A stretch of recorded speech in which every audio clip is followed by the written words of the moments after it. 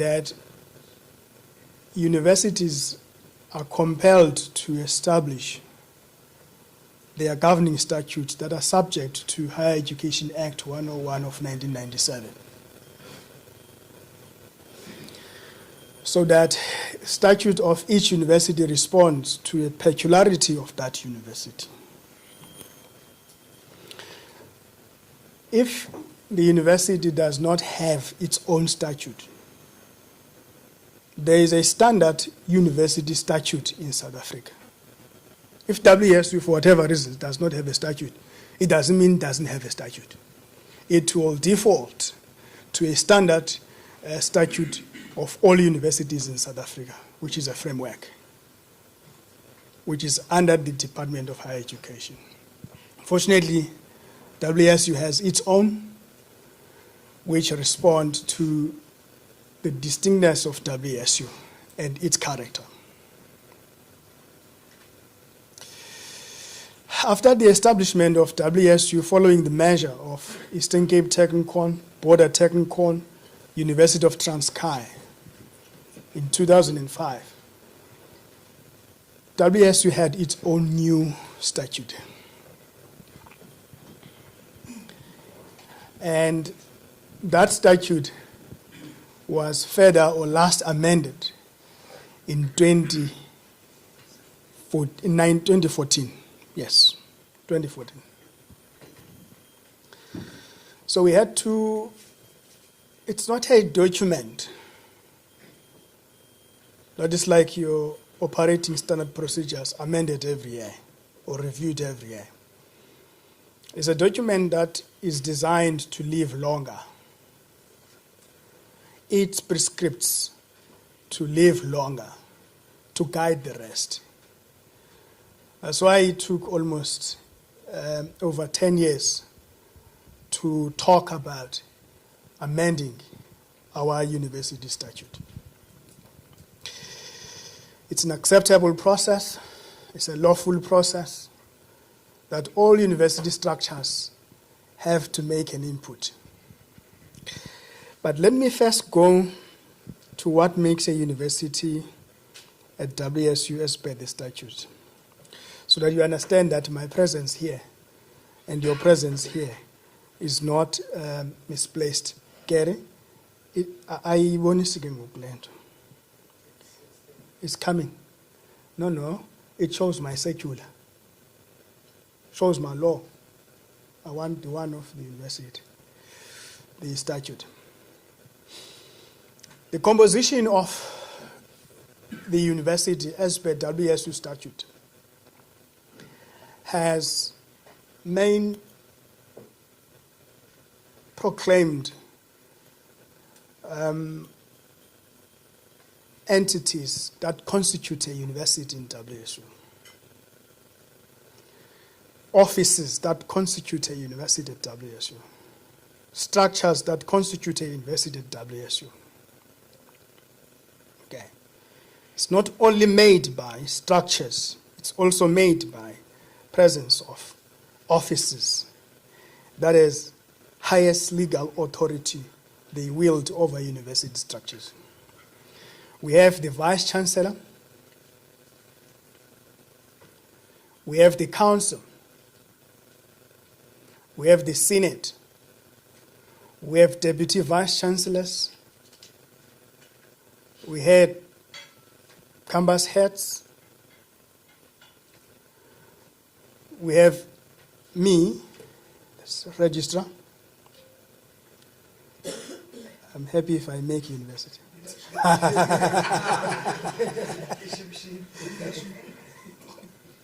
We have SRC. We have your student support service structure. We have faculties of the university with their departments. We have academic employees, your lecturers.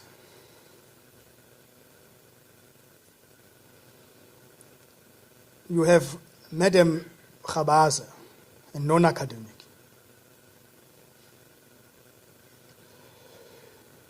you have students, your student body. They make university. You have your graduates, convocation. They make university. The property, the infrastructure of the university is university. That's why when you have touched that infrastructure, we charge you. When employees decided to touch the infrastructure, we charge employees. Because the movable property of the university is the university. That's why everywhere where there's a student of the university laws apply.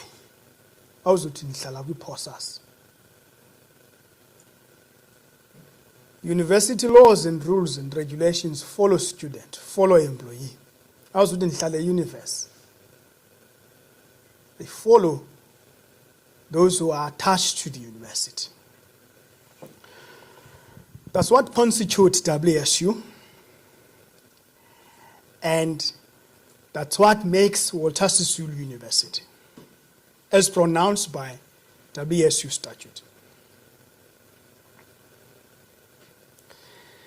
It is this reason that when the university has made a decision to embark on statutory amendment, those who make university have to make an input to the highest law of the university.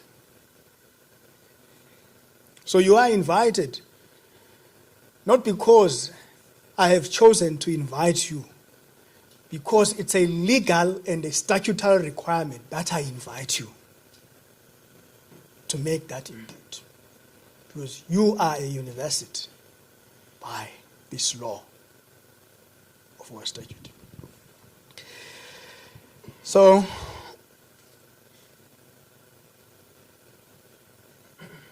the university statute is amended also under the instruction of Higher Education Act. It's not a free-for-all responsibility. That's why inputs would be invited. It's not a free-for-all. It's an undelegated responsibility, uncontested responsibility of the council. It's only the council that make and pen the university statute. Not Donzima, not you, not management, not anyone that was pronounced there except council. That's a statutory requirement. So you are invited to make your input so that it can be considered as council amend and reviews the university statute. On the 7th of October, I served a notice to amend WSU statute to the University Council meeting held in Johannesburg. And I've explained why the statute of the university has to be amended. And the council endorsed first the proposal and also approved the notice. The notice that subsequent from that decision making should be shared with the university structures. And that has happened. Council approved the recommended Statute Amendment Commission and appointed Judge President Benenge, who is a member of WSU Council, Judge President of Eastern Cape High Court. He is chairing that commission. to amend the university statute. Judge President is a member of the council. He's not chairing it because he's a judge president of the province, because also he's a member of the council. So he is responsible to lead that commission and accountable to the council. Following that approval, leadership, the statutory amendment process has started. One of the reasons that the council made to make this decision of amending our statute is to continue to promote effective management and governance of the university. And that requires checks and balances, and that requires checks continuously. Okay? To make sure management and governance of the university is promoted in a manner that promotes both good governance and management. Secondly,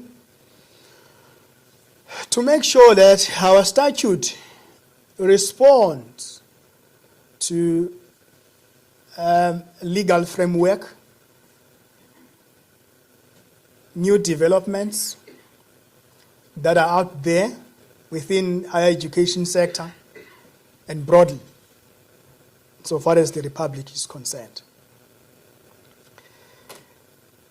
Lastly, to see what are the implications of the new strategic plan and the vision of the university to our statutory arrangement or organization. For example, your campus rectors, which have been or since have been de-established as per the new strategic plan, the vision.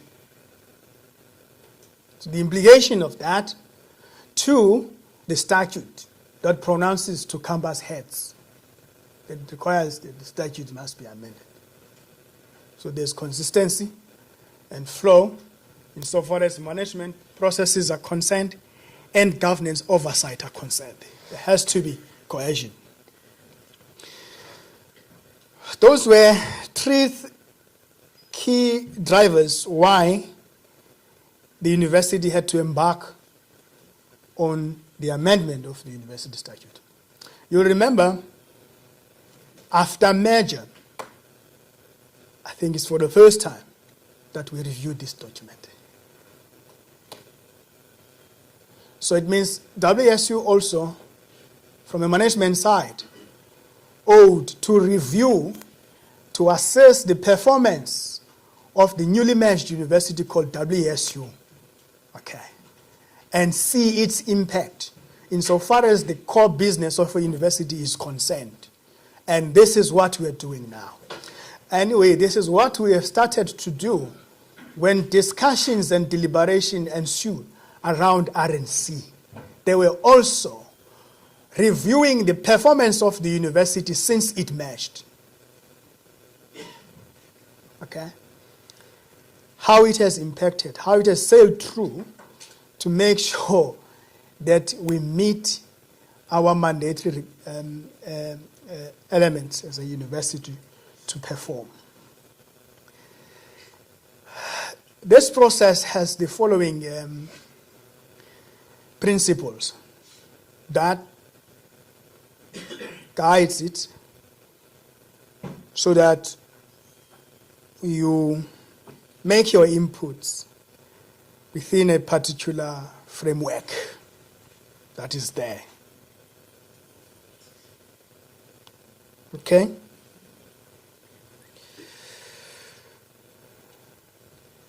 That is there. One of the things that are critical in this process, we aim to make sure our statutory clauses are absolutely clear, not subject to second guess of any individual in the university. and make sure that the reorganization of the university organizational structure is consistent with the highest law of the university. The university has recently approved a rationalization of faculties and consolidation of campuses as a strategy or strategic policy of the university. That was communicated to the university. Okay. It talks of 7 faculties and many things. So the implications of the reorganization of our university structures, how that talks to our statute, requires consistency so that the chain of command is understood by everyone. We have to check the new laws that we have, whether are we responding in those laws or complying in those laws, and check the new amendments made insofar as that act is concerned. The last amendment made, I think it's 2016, that talk about 3 university types. Okay, we have. The act has been amended. It's no longer original the way it was. So to check how do we respond to new amendments of our Higher Education Act and make sure there is coherence insofar as the university statute and the act where applicable or necessary. There are a number of things that were planned to be implemented leadership so that we deliver this statutory amendment version up until the minister signs off our newly amended statute. The notice has been sent out. It's done. The project has been approved, done. And structures have been notified. No, ke akho nto kangayifumani. Ifumene bana fakani inputs zenu. Kodwa manditsho apha ndikazifumani.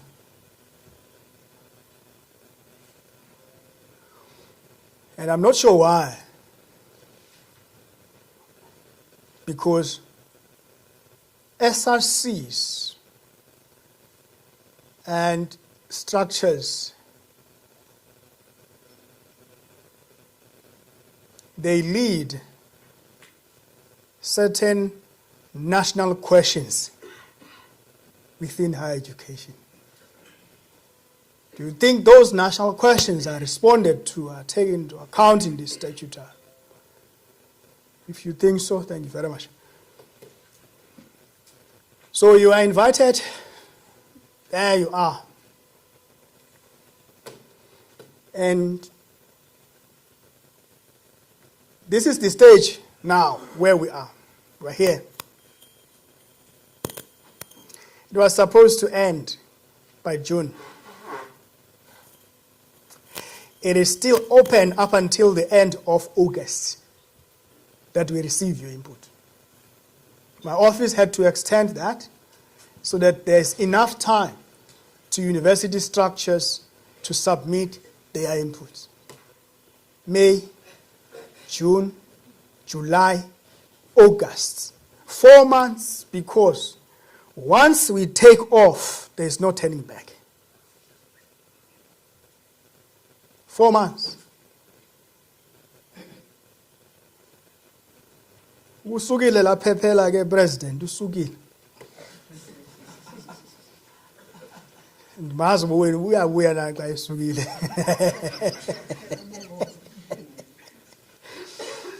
So we hope that after the end of August, that point will be done. Anyway, the legal framework review is complete. It's a 50-page document to check the consistency of our statute with other laws and possible laws that we may integrate or consider as we review our statute. That review, the legal framework review, is complete. a 50-page document. Okay. So it is on the table of Judge President, and we hope to have draft 1 completed by end of September. Draft 1 completed and taken back to you, that this is how the review statute now, and this is what is proposing going forward. Okay? We shared as well with the university community, and the plan is to make sure that at least October, November, December, that reviewed statute of the university must sit within the chambers of national government. It's the Department of Higher Education and the Parliament passing it as a law of the Republic. It must be signed by the minister, gazetted. So that 3 months, we anticipate it as sufficient to the legal team of the National Department and Parliament to look whether we have a statute in this university that is consistent to the laws of the Republic as we promote higher education at WSU. The hope is to have newly signed statute of the university, January 2024. After end of August, the pace will be fast-tracked to make sure we don't meet these timelines of as planned. That is the outline of the project plan conducting this statutory amendment of the university, and a brief background given to you why are we amending the university statute. It's a norm and a practice that the university statute is amended. ED, I said I have to be measured, so I think I must stop there for your questions, your whatever, your. Thank you very much, Reg. Without wasting much time, you have heard what the registrar has presented to you, the processes that include the legalities of changing or reviewing a statute. Can I open the floor for clarity-seeking questions? Okay, who's going to roam the mic around? Okay, sure. Noted, Mkwezi. Second hand. Noted, my leader. Noted, my leader. Okay, start with Mkwezi and then we go there and we come.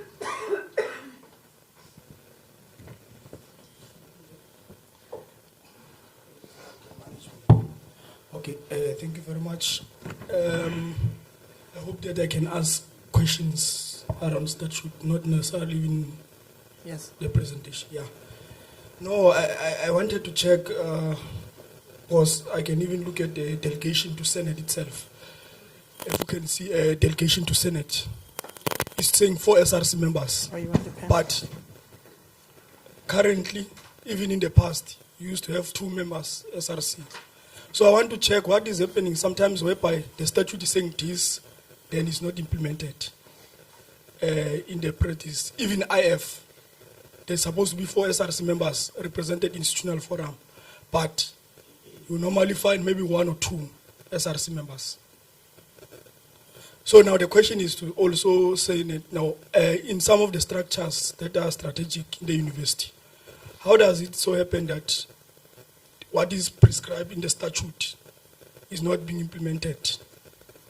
because you can make inputs and whatsoever, thinking that maybe you want to make changes, but only to find that some of the things are just put aside. But my great interest is on the issue of council itself. I know this is a long debate, saying that maybe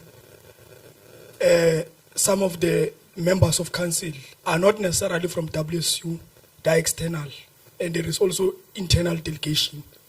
But now the problem is that we as SRCs, we are leading thousands and thousands of students, and we expect 2 members only to be part of council.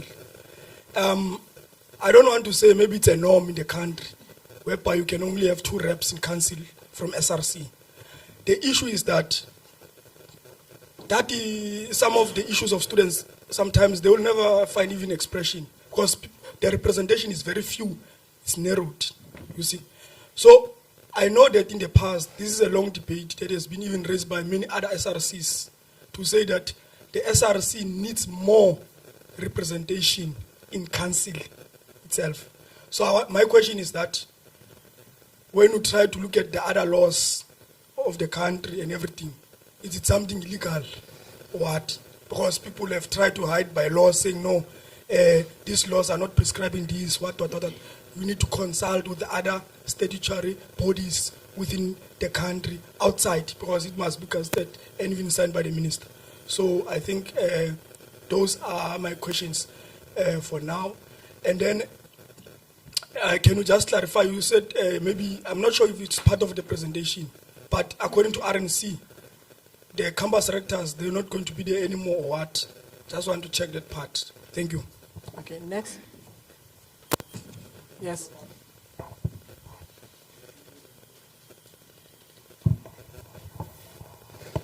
Thank you. My question will be... Let me start with communication. Communication to all university structures was sent to them at the same time, with clear timelines for submission. Communication to students, communication to Senate, communication to convocation, to even council was distributed equitable, as well in terms of timeline.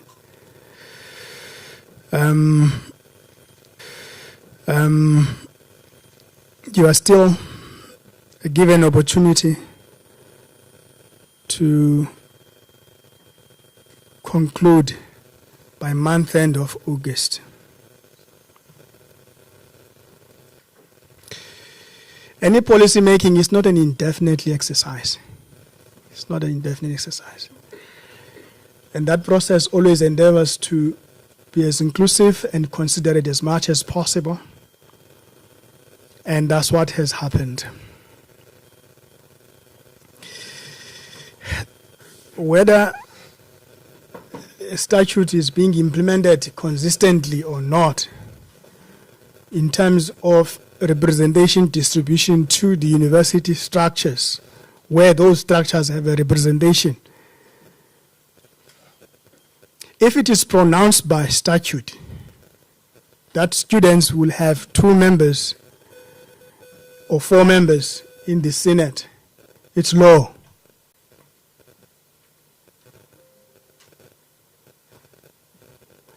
If you happen to have 1 member on that day,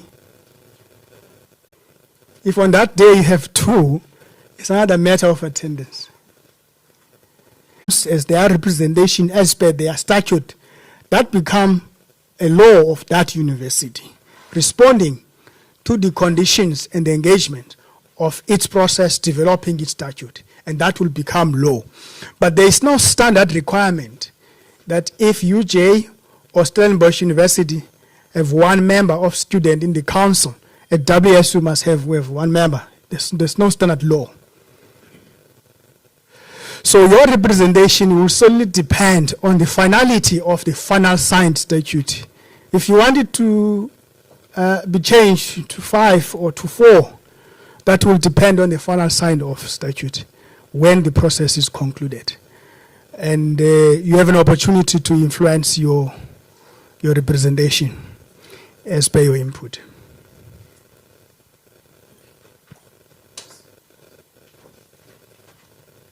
Okay, thank you, Raj. Is there any other person who wants to ask? So you're fine. Now you understand the legalities of reviewing a framework.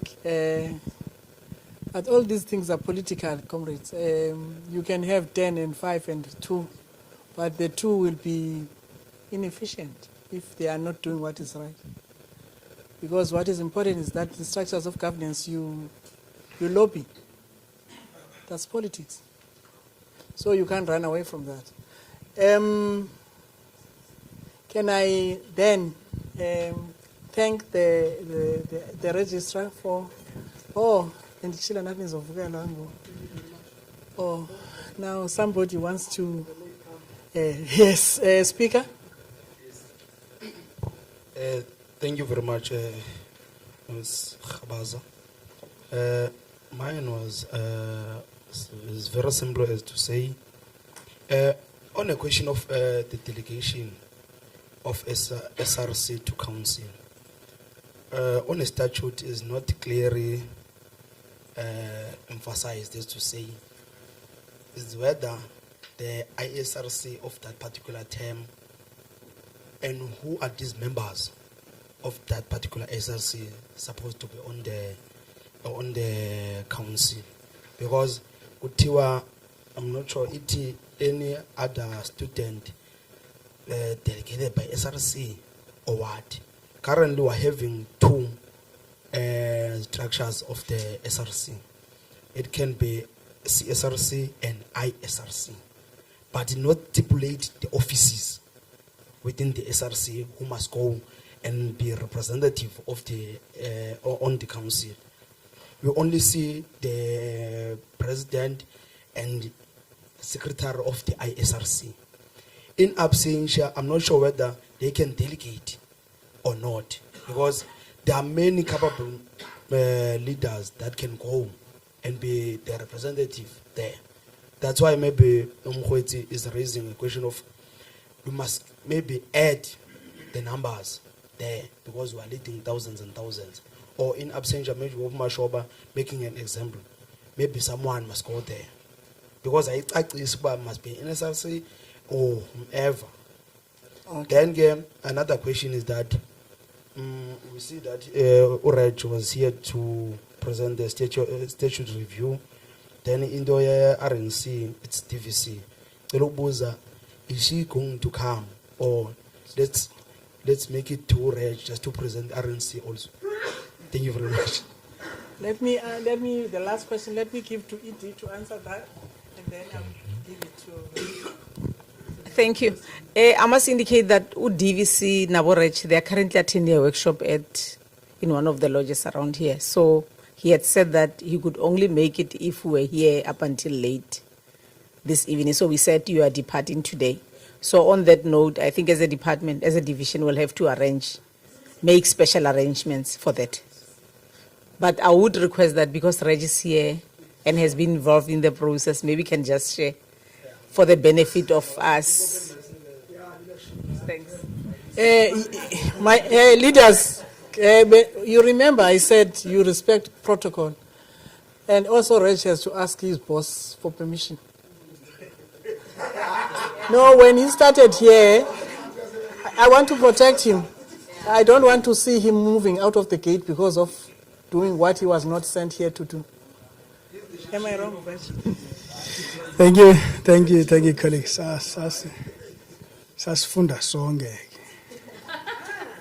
ndandiyinkokheli yakhe. Alimazi futhi ubudefecte nini, sasuse embuthweni oyi-1 wadefecta empengo. Oh, across the floor.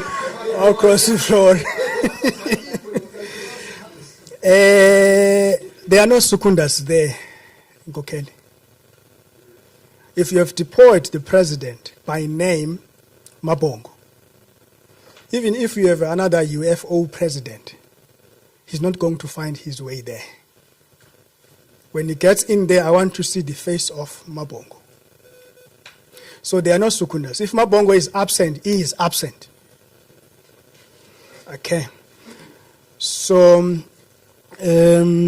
that's governance anyway. That's the preference of governance practice of today.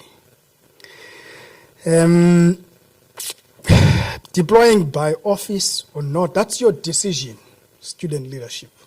Whom do you deploy to council? Is an additional member, is a president, is a secretary, is your treasurer. It's your decision. Nindendi lindeleyo amagama amabini. Lindele kha amagama amabini afikileyo. Ndiqonda baye ke ndiyaqhuba nale leadership. So it's your democracy who gets there. Colleagues, the issue of RNC is a responsibility of university executives.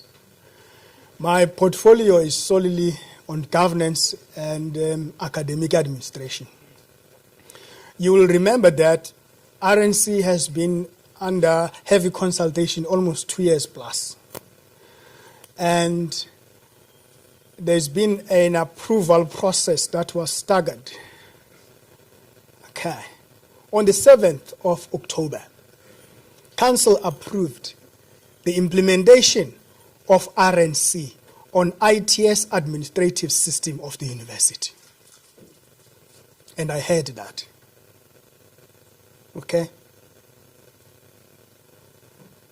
I've started therefore or thereafter to work with the team and various teams to make sure the system is ready to receive structural changes of RNC as and when it gets approved. And it was approved in May by Council, and when it was approved, we were ready insofar as systems are concerned. That's why when we opened applications, we have opened them along 7 faculties, not 12 faculties. And where faculties will be insofar as campuses are concerned. E.g., there is no IT applicant that will be in Butterworth Mkhwetsi. All IT applicants are in BCC already. So you are an outpost that is sitting there in Butterworth that in January you must go and find your new home. So it's a very good movement. And ED, that is under implementation. RNC is under full implementation, colleagues. It's not a if or not. If you still doubt from your side, which is expected, still have doubts, prospective students have no doubts. They know where they are going. It's a good move. But what will be also be taken into account, COO has spoken sometime last week or 2 weeks back. This movement is heavily dependent on infrastructure capacity. Okay? That's why the movement of those programs in engineering in Butterworth is dependent on readiness of that new building in Poster for engineering faculty. So the plan is to have that building completed by end of 2024. By January 2025, have our engineering programs consolidated in Poster. So even if you had an engineering program attending in College Street, find ways to Poster. If you are in Chislast, find ways to Poster. Okay? So there is dependence on infrastructure capacity and making sure that we are moving. This is done for the best interest of quality, impact of what we do insofar as core business of the university is concerned. It's not by any ways done because we have to do it. We have to strengthen the quality of our offerings, engagements, activities. You have the old news we have had for past 2 years. Why are we doing this? So we are dealing with that. And one of the things I must talk to you as by virtue of being here, Madam Khabas, because you don't run away, you don't hide truths. You can hide everything. You will not hide it forever. You just procrastinate. It will come. As you sit here, being this parliament of your students, the implications of RNC on student leadership governance are very clear.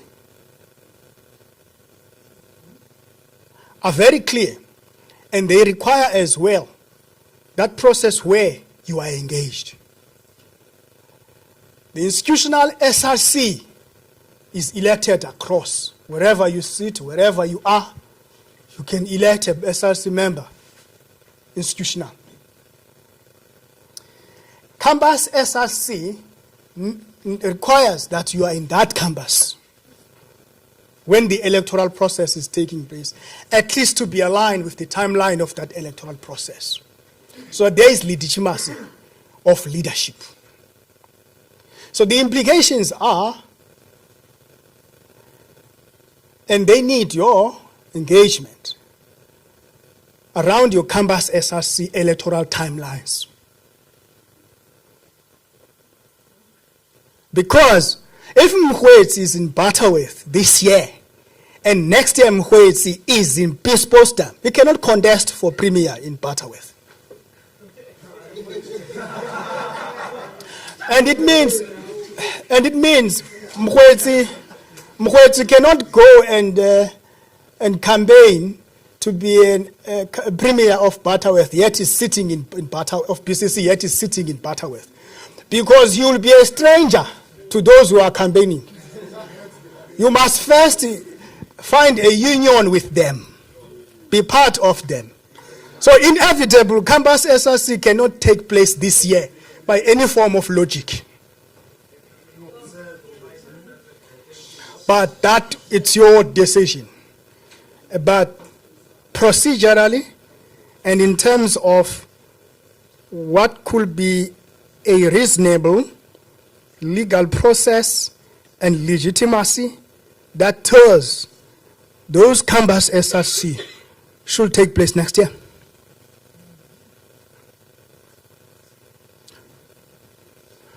So that they take place where you are consolidated as a faculty and where you study. So that you campaign to your right constituency of your electorate. You don't campaign to a wrong electorate, because you lose legitimacy. Okay?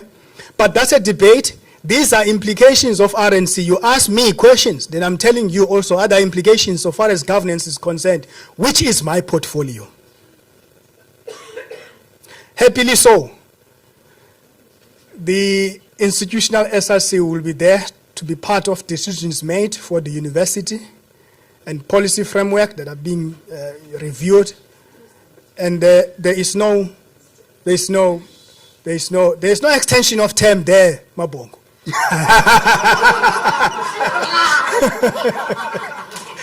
You have to look in your campaign and not. I can do no campaign. Jengoba nani pa go. Upuena kwa fashion.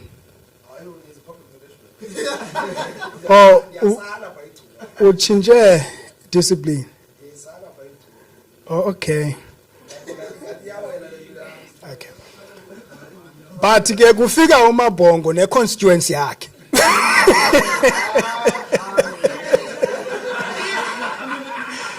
You have to reconvince that constituency because you have no hegemony over it. But all colleagues, that depends. Those are implications, and it means my new students will register where they belong, and as per the space capacity. And this process, it is definitely sure going to be completed by March of 2025. Umuntu uzabe sithi uhlela apha bengafalanga uhlala khona. Wonke umuntu uzabe ngindani ngendawo yakhe. It's a good thing, it's good news for the university because that university had to rationalize from 9 faculties to 5 faculties. CBT had to rationalize, I can't remember whether we had about 11 faculties to 7 faculties. So this is a living organization that must continuously assess its performance and its structural outlook supporting its performance. So there's nothing new. VUT is under RNC implementation currently. It has reassessed its organizational structure so that it performs better, okay, as a university. We hope that this process will consolidate good governance, good management, and strengthen the student experience, okay, which is where you belong. You have to assess it and monitor how it has strengthened the student experience from application to convocation. That journey, student cycle. You have to monitor very close. I believe there's a student culture experience commission where you engage that commission. It's not a talk shop.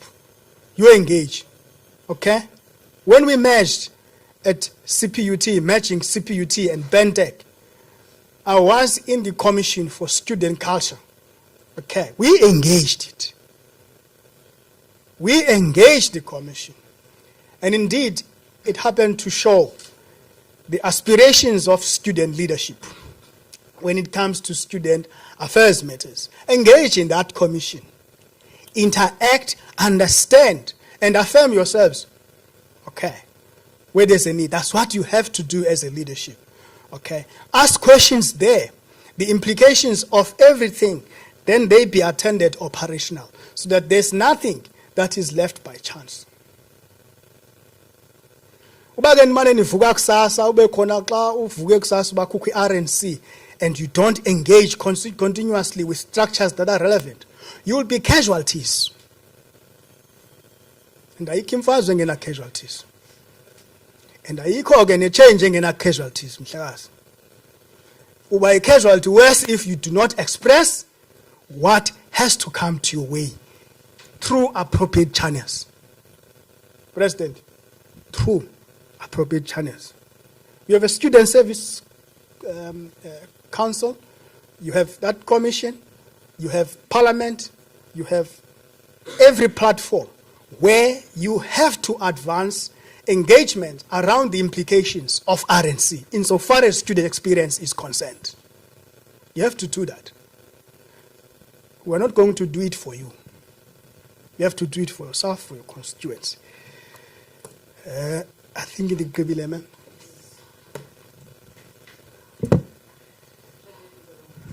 Oh, thank you very much, Reg. Now, guys, you are hearing the news. That means in your discussions, you must be very serious and you must look at these issues that the registrar has raised and try to be very serious. And remember, there are many students out there who do not have this chance of sitting here and hearing things from the horse's mouth. I'm not saying registrar is the horse. So, but at least you have this advantage.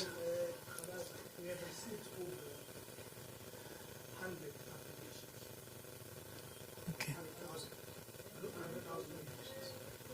And for the first time,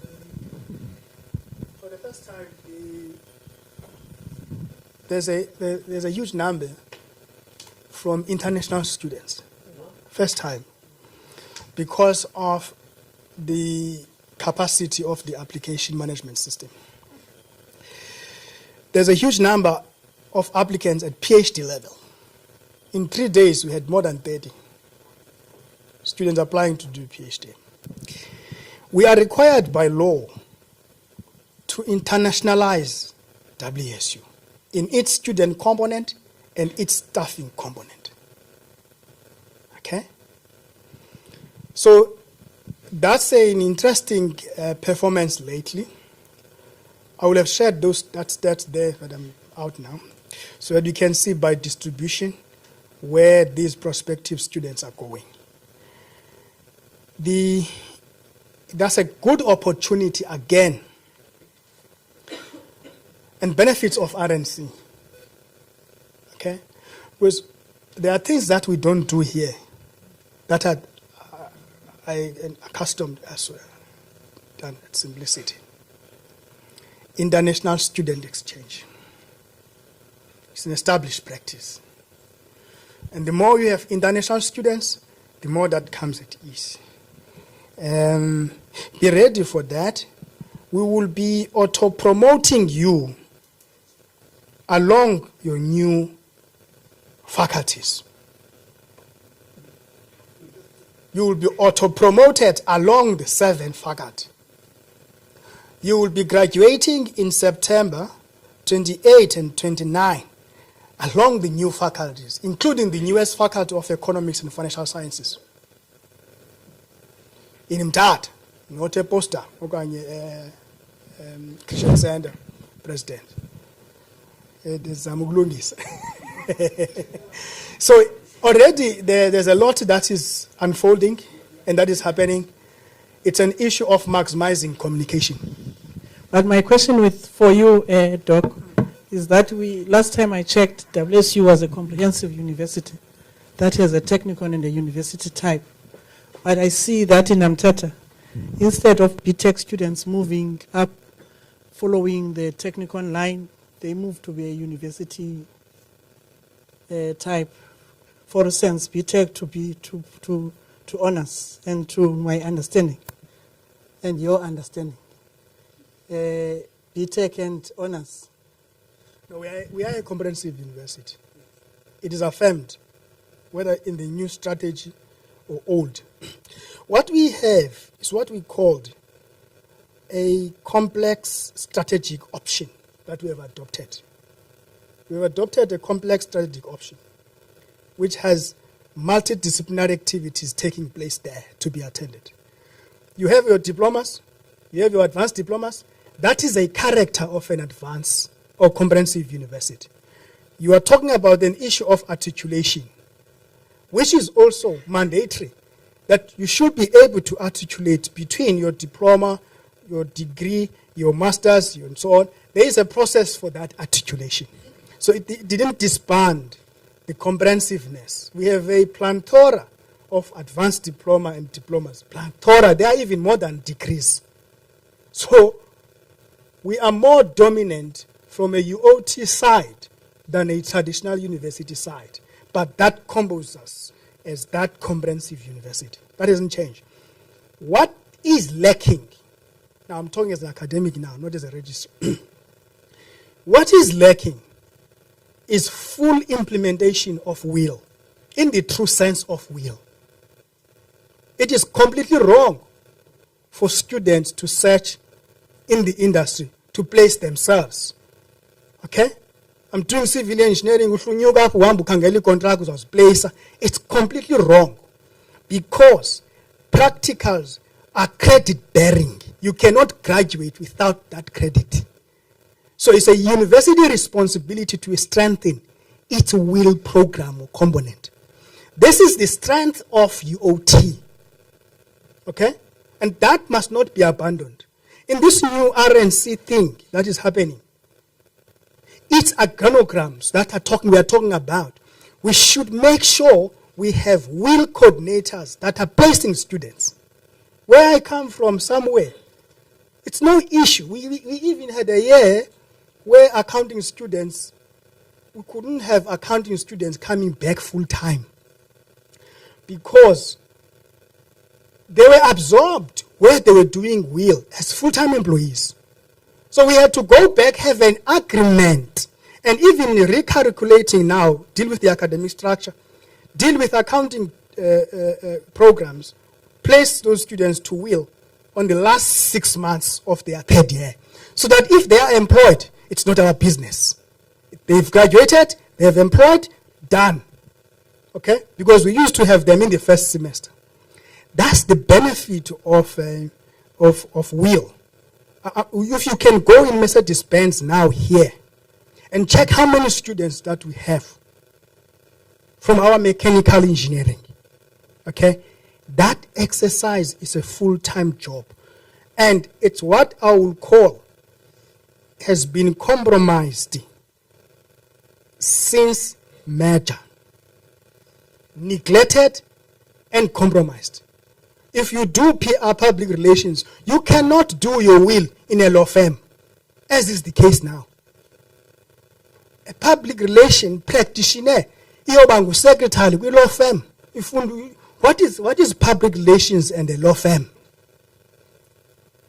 It is because those are consequences of absence of will. And do not confuse will with certain disciplines that are practical driven, like MPCHP and nursing. That's not will. That's how they're structured per se. So that's why management sciences that are consolidating in Butterworth, they require a strong academic leadership. Okay? From HOD to Dean, that knows the business of exactly what they are doing. Straight to academic cohort of that discipline. To know, because when you take your children to the industry, you are testing your skills, whether they are relevant to the industry. You're not hiding. You must check your competence. If you are lecturing HR, check your competence with the industry. Are you relevant or not? The industry will reject your students if they are outdated in terms of the syllabus. Okay? So, it requires as well academic leadership core. But if Mkhwet, your class reps don't know their business, your faculty committees don't know their business, your academic student associations don't know their business, you will get compromised when we talk about these things. That is not SRC. Because Mapongwa exists civil engineering. But a student and student society of civil engineering will know better and fight better for their academic structure and their requirements when it comes to real practice. So strengthen your student society. Strengthen your faculty committees. It's not a nice thing to have. Okay. The reason why I'm asking this question, you are student leaders. You must understand some of the things. That is why you need to engage on issues. Which one? You need to engage on issues, and so that when you go to students and students ask questions, you are able to answer and articulate on them. Ne? Thank you very much, Reg, for your time and also allowing us to abuse you. And now can we give Reg a very warm round of applause?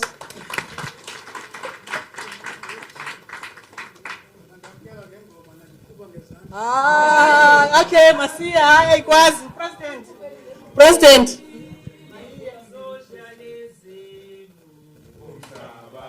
Onke sandleni sabantu akuna muntu obetonda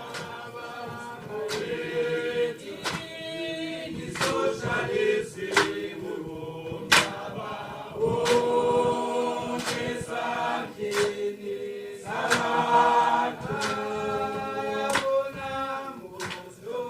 akuna muntu ophethe umhlaba ngendlela yayisaba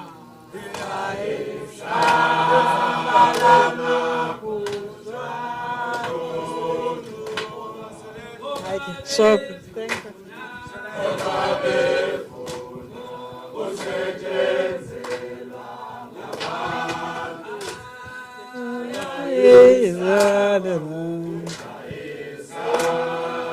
Kalama puzwa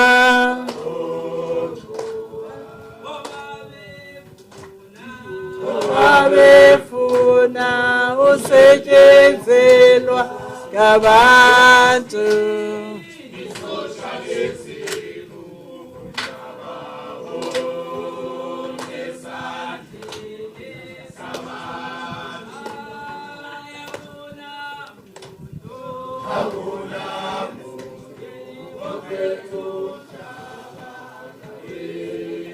But onke ingathi sawanida amanzi namhlanje.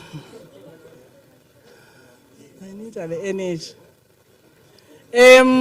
Without wasting time, yesterday we invited the finance department, and today they are here. Sizoqala ngoMiss Qwesha.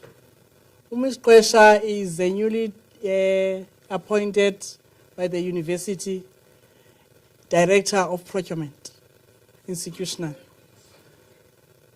Izolo apha, Ms. Qwesha, we were requested by students to invite you so that you can take us through the procurement, or in fact, the supply chain management policy. You can see why iyatshisa. Nathi siyakhalela nathi ukwazi, and we have so many questions in the house, but we will hear from you first, your presentation, what are the requirements and what needs to be done and not to be done, and then we get further clarities. Thank you very much. Can we welcome Ms. Qwesha?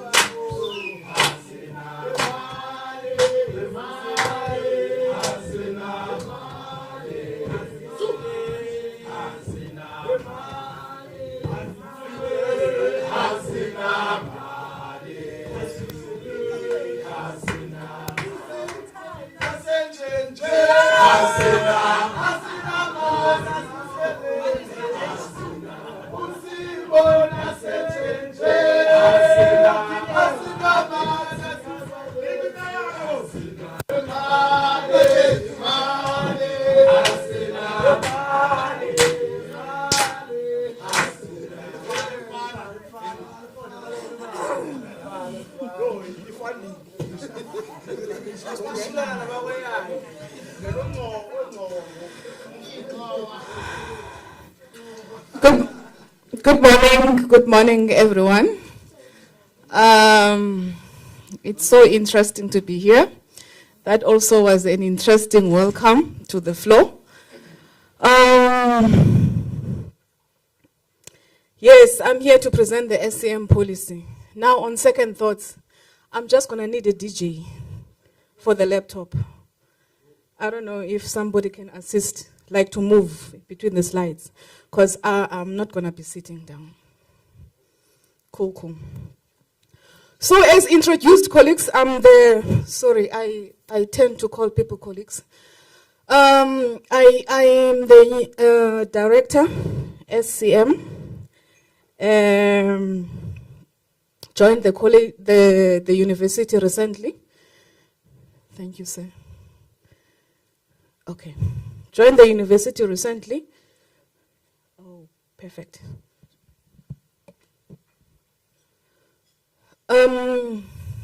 So, for today's presentation, it's going to be a bit interactive between myself and yourselves, so that by the time we walk out of this room, we're all familiar with the SCM policy, and we would know as much as possible as the leadership, as the student leadership. The areas that I'm going to be touching on would be the high-level areas, which I think is very important for you to know, which is the purpose and the objectives, the thresholds within the policy, the delegation of authority within the different levels, the exemptions from the procurement policy, the general rules. We call them general, it's standard rules that we implement within SCM, the budgeting and reporting, and then lastly, we're going to touch a bit on irregular, fruitless, and wasteful expenditure. So the purpose, colleagues, of the SCM policy, it's a very clear one. One can say, at the end of the day, we're trying to promote the needs of the institution. We're putting the institution first. I'm indirectly putting it in a different way as that which is written. That is what the policy says. But then if you read it, you'll understand that we're trying to be cost effective and ensure that we efficiently procure that which is needed by the institution. Now, quality is very critical when we procure items. So as we go, you'll get to understand that it's not just only about price, but there needs to be a balance with quality. Then that is the objectives of the policy. There is a list of them, but if you look at the first one, fairness is critical, transparency is critical, cost effective, like I already mentioned within the objective, is critical. Now, the objective is also to prevent irregularities within the process of procurement. I mean, the nature of procurement, you deal with service providers, you deal with various stakeholders. So it's critical that we prevent any irregularities and we abide by the policy. We also want to promote efficiency. It shouldn't take us months or years to get the items that the university needs. Remember, procurement is a support unit. Now, operations cannot run aground just because we're not able to secure certain goods or services. So it's of utmost importance that we support the institution and supply whatever is needed efficiently on time. Also, as we conduct the activities of procurement, we comply with legislation. So the SCM policy is the Bible. Then there is other legislation that we use. Those other legislation are meant to assist the policy, however, may not be binding to the university. And then lastly, but not least, we want to achieve value for money. Remember, colleagues, I said this is going to be an interactive session.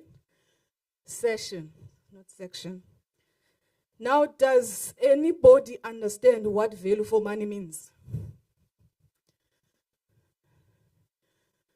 The gentleman with the nice voice that started the song in red there, sir, do you think, can you just in your own understanding, what can you tell us? What do you think is the meaning of value for money?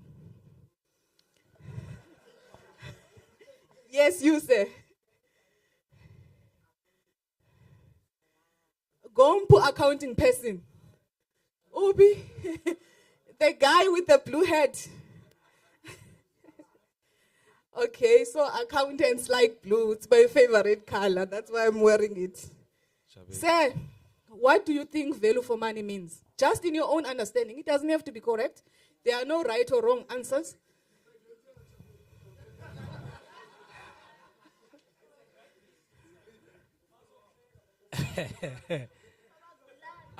Zange ndafunda mna. Okay, value of money. Value for money, ne? Yo. Ungunonqo and now let me. Okay, it's okay, colleagues, it's okay. I was not expecting you to know everything. Remember this, is that a hand up, sir? Oh, okay. No, that is fine, colleagues. Look, it's not something that I would expect everybody to know. Yes, when you get to the work environment, you might get to know more about it. Basically, like, is that a hand, sir? Yeah. Yes. Please. I think lando ye value for money or value of money, whatever. We speak of equality, but you can't buy something where it is ever by R2, we buy get 20 rand. I think that's what we mean when we say value for money or value of money. Yeah. From engineer's side, the idea, I don't know what. Well, I guess engineers are also accountants. And it is accounting 101 in all, courses, be it education, be it whatever. Accounting 101, I believe, is always there. You are spot on, sir. Thank you very much. So, colleagues, value for money, please, let's give him a round of applause. So, yes, colleagues, he's right. Value for money, you are trying to balance quality there with pricing. The fact that you are a supplier and you have the lowest price may not necessarily mean that you'll automatically be getting, awarded the services. We've got to balance with quality. And remember, we're trying to ensure that the institution gets the best value for money. So the operations or whatever unit that requires those services, they must be able to ensure that they are going to get good quality from those goods or services. So that is what it's all about, colleagues. And then these kinds of things, we do write them in all documentation so that when people are quoting, they don't assume that, okay, I will win just because mine is the cheapest, and then I undervalue my items. All right, back to the slides. So the applicability of the policy. Okay, colleagues, remember this is like legislation. It's a policy, right? So that is why you're going to have your scope, your objectives and all. So I thought that this is important so that you understand where we're going. So firstly, this policy, it shall be issued under the authority of the council. The VC will obviously be the person that is mainly responsible and oversee the policy. It applies to the entire university, including the campuses, staff members, yourselves, office bearers, and stakeholders. It also applies to all the entities' projects. So you remember, colleagues, there's some research work that we do, and also there's some partnerships that we do, right? The relationships that we have with third parties, which have got to do with the institution, they have to abide by this policy. Except, obviously, in cases where it's specifically written within that MOU that there is specific rules to be followed for that specific project. Well, it applies to the acquisition of goods and services acquired within earmarked funds, donor funds, where the university has signed an MOU. Okay, I've already touched on this. You see, we're going to touch again on this element when we get to the exceptions, because we have to follow the policy. However, there is exceptional cases which are allowed by the policy. We do not make our own exceptions. We're guided by the policy. Then the oversight role, I did indicate that the VC is the one that exercises the overall oversight role. And then the CFO has a duty to submit to the FCC quarterly or however frequent the FCC sits on all the matters that have happened in procurement.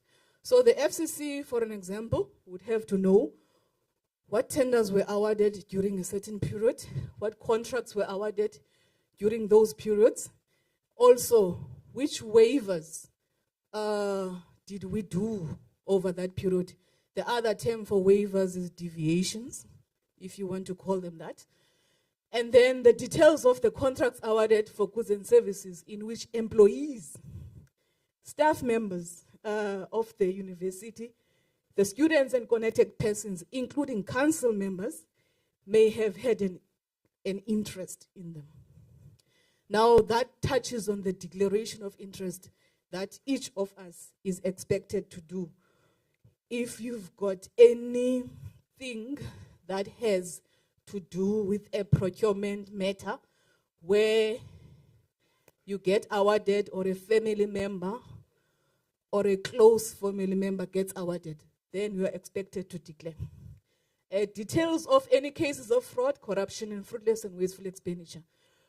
All those things is what the FCC is interested in, because then the FCC subsequently reports the same to council. So that is what you would see as part of the report of the CFO. Now, as much as we said the VC is overall responsible for the SCM policy, we all know it would not be possible for the VC to be involved in everything. So that is why we have a delegation of authority, because it is her authority. Everything is within her responsibility. But then she further delegates that to individuals within the institution who would be able to exercise oversight up to a certain threshold. So, in terms of the current SCM policy, anything to the value of 10,000 requires one written quotation. Now, the previous policy was talking about verbal options as well, but this one is very clear to say everything has to be written. And then from 10,000 to 50, we need at least 2 written quotations from 3 to 5 suppliers. And then 50 to 1 million, it will be 3 written quotations. And then the difference from 1 million to 2.5 is that you additionally need documentation for you to be able to apply the preferential procurement. And then everything and anything above 2.5 requires a tender process. So that is our threshold for tenders. Now, what's then important is that after you've done your tender process, your award letters, as much as they may get signed by the CFO or myself, the orders relating to that may be signed by the DDs at the various campuses. Now, that delegation of authority, remember now, everything from 50,000 to 1 million gets authorized by the Director of Procurement, who is Zinhle Kwesha, and then everything above 1 million gets authorized by the Chief Financial Officer, Mr. Morgan. And then we also have a senior accountant who is currently overseeing anything between 0 to 50,000. And then remember in the previous slide, we said that deputy directors are also involved, and those are the deputy directors from each of the campuses. So the procurement process, I think this is now at high level in terms of how it runs. And this slide is mainly focusing on the procurement that is not a tender process, meaning that everything below 2.5. So what would happen is the end user identifies a need, and then they come up with specifications. From that process, they send it to SCM. SCM who will then work on getting quotations. As soon as SCM has got the quotations, be it 3 or be it 5, they send them back to the end user for the end user to assess. Once the end user is assessed, then the end user creates an ROI, which goes into the system, goes back to SCM for SCM to create an order. Once the order is issued, it's issued to the service provider, obviously. The service provider has to give us time frames in terms of when do they think they can be able to deliver.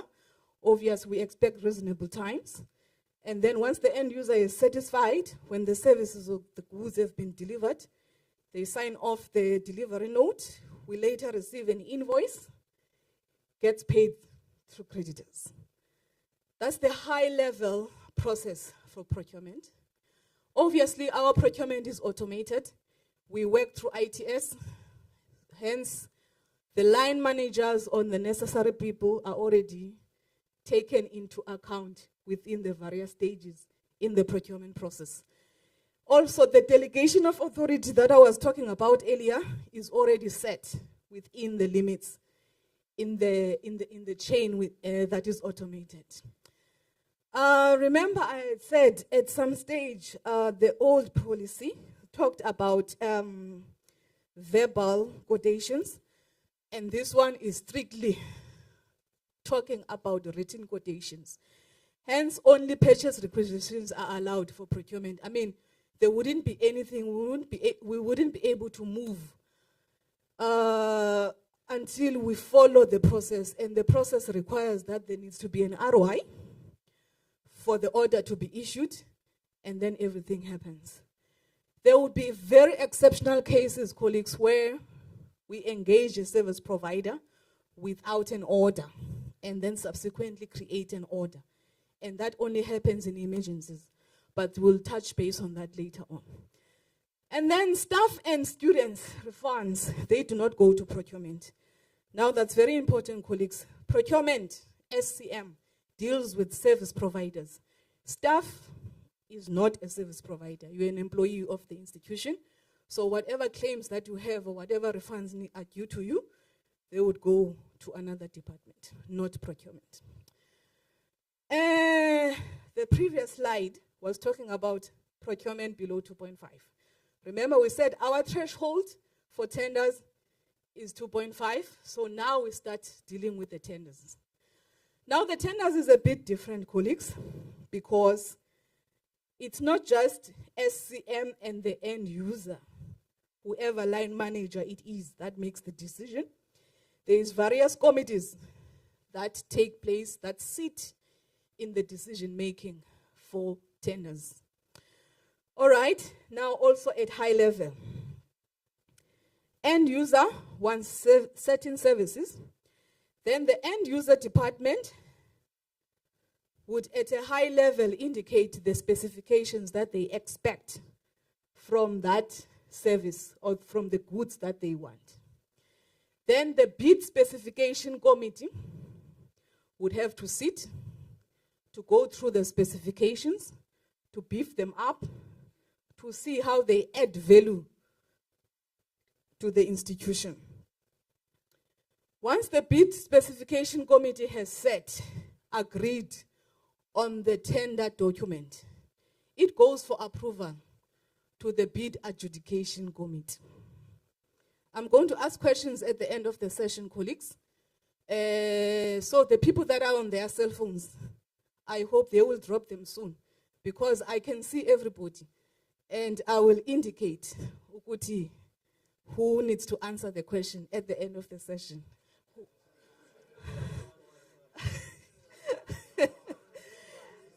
And then, colleagues, on that note, hang on.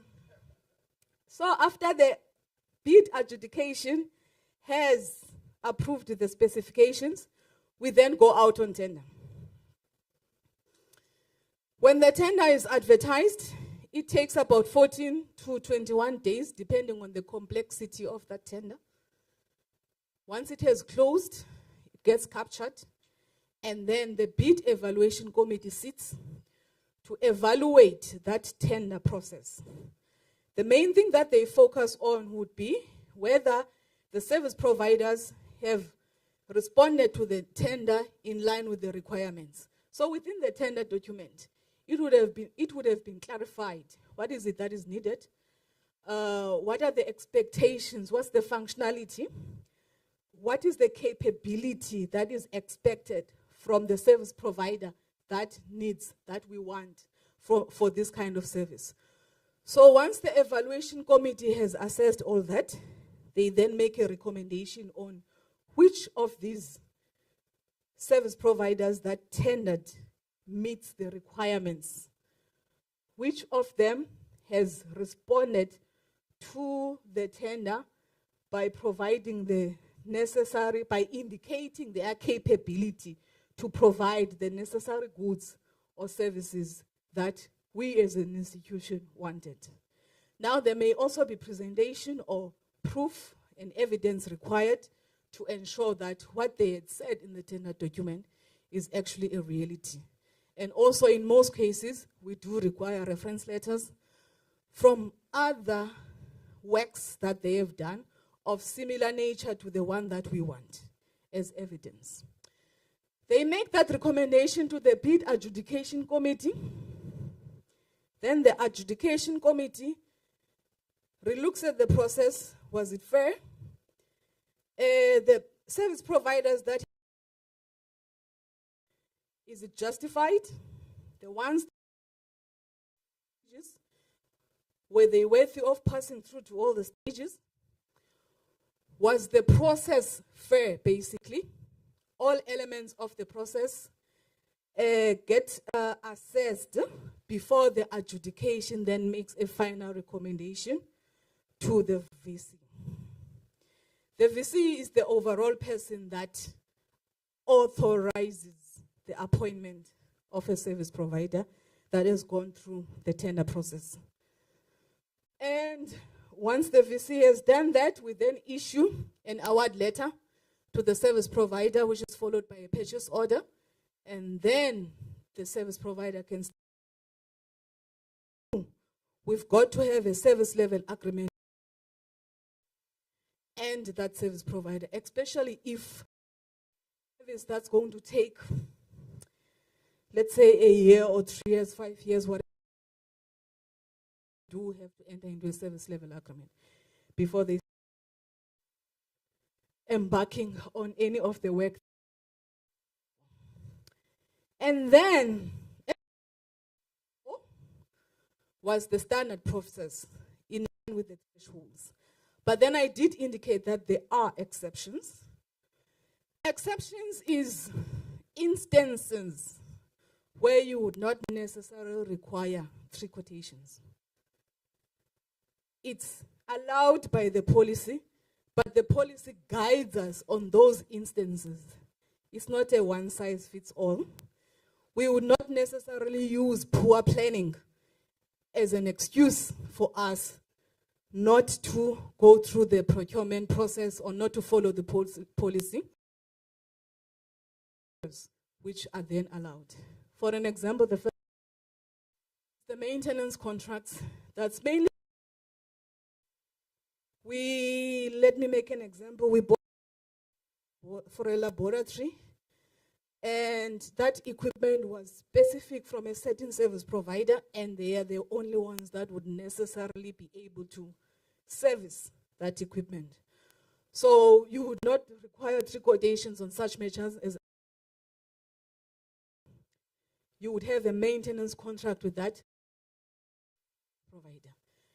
Then licenses and subscriptions.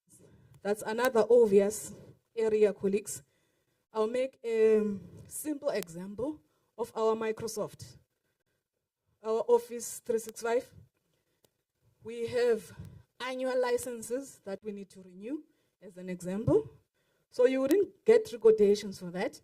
I mean, there's research activities. Now, some research activities, like I had a slide previously, where I had indicated, based on the MOU, the person whom we have, the funder that we have, indicate that they expect A, B, and C, and through a specific service provider. In such a case, because there is specific suppliers, means as the institution we would not, because we're in partnership, we would comply if it's in line with the vision. There's no need, we will simply go to that preferred supplier. And then the panels of professional advisors and services. This is your legal attendance or internal auditors. So what this means is, yes, we would have gone out on tender and we would have got this panel of legal experts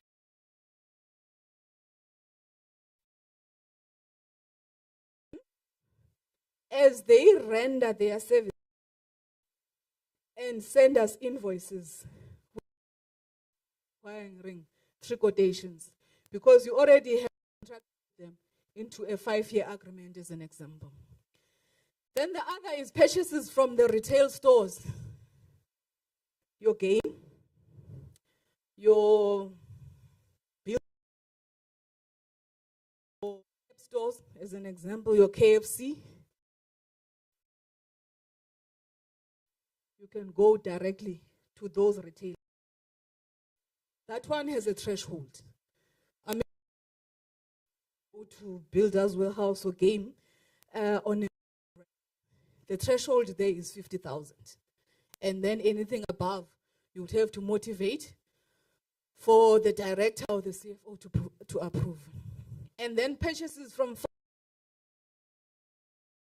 this is you would have already tested the market and you already know that, okay, this good or service, you can only get it. I'll make an example from China. And then this service provider is based in China. But you already know that, well, Kung Fu Limited has this product. You contact them, and then you get the services done. So those are the limited to that. This is the last page. Now these are standards. Okay. Definition. So when you have an emergency, colleagues, you have situation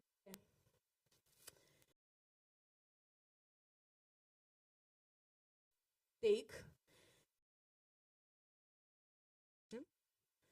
or there is potential for loss of, or whatever may be happening at that stage may pose a risk to a certain unit or certain people. Now at that stage, it might not be viable.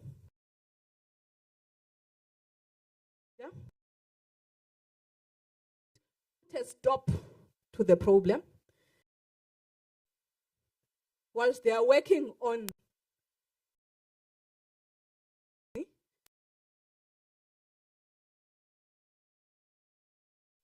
the orders. You see, at the end of the day, paperwork is still important, colleagues.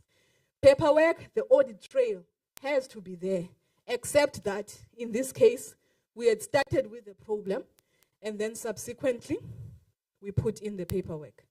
Again, colleagues, it's very critical to assess and to accurately an emergency is actually an just because we did not plan and it's tomorrow and then we start silly example, it doesn't mean it's an emergency, colleagues. Poor plan be described as an emergency. The next exception is a purchase from sole suppliers. What is a sole supplier? Okay, since we do not have the accounting students in the room, let me describe what a sole supplier is, colleagues. No, colleagues, let's proceed. A sole supplier, colleagues, is a supplier who is able to provide that service or that good. Sorry? What does tenant provide?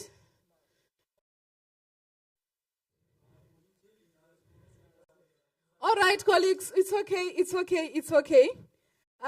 Let's assume tenant was a sole supplier.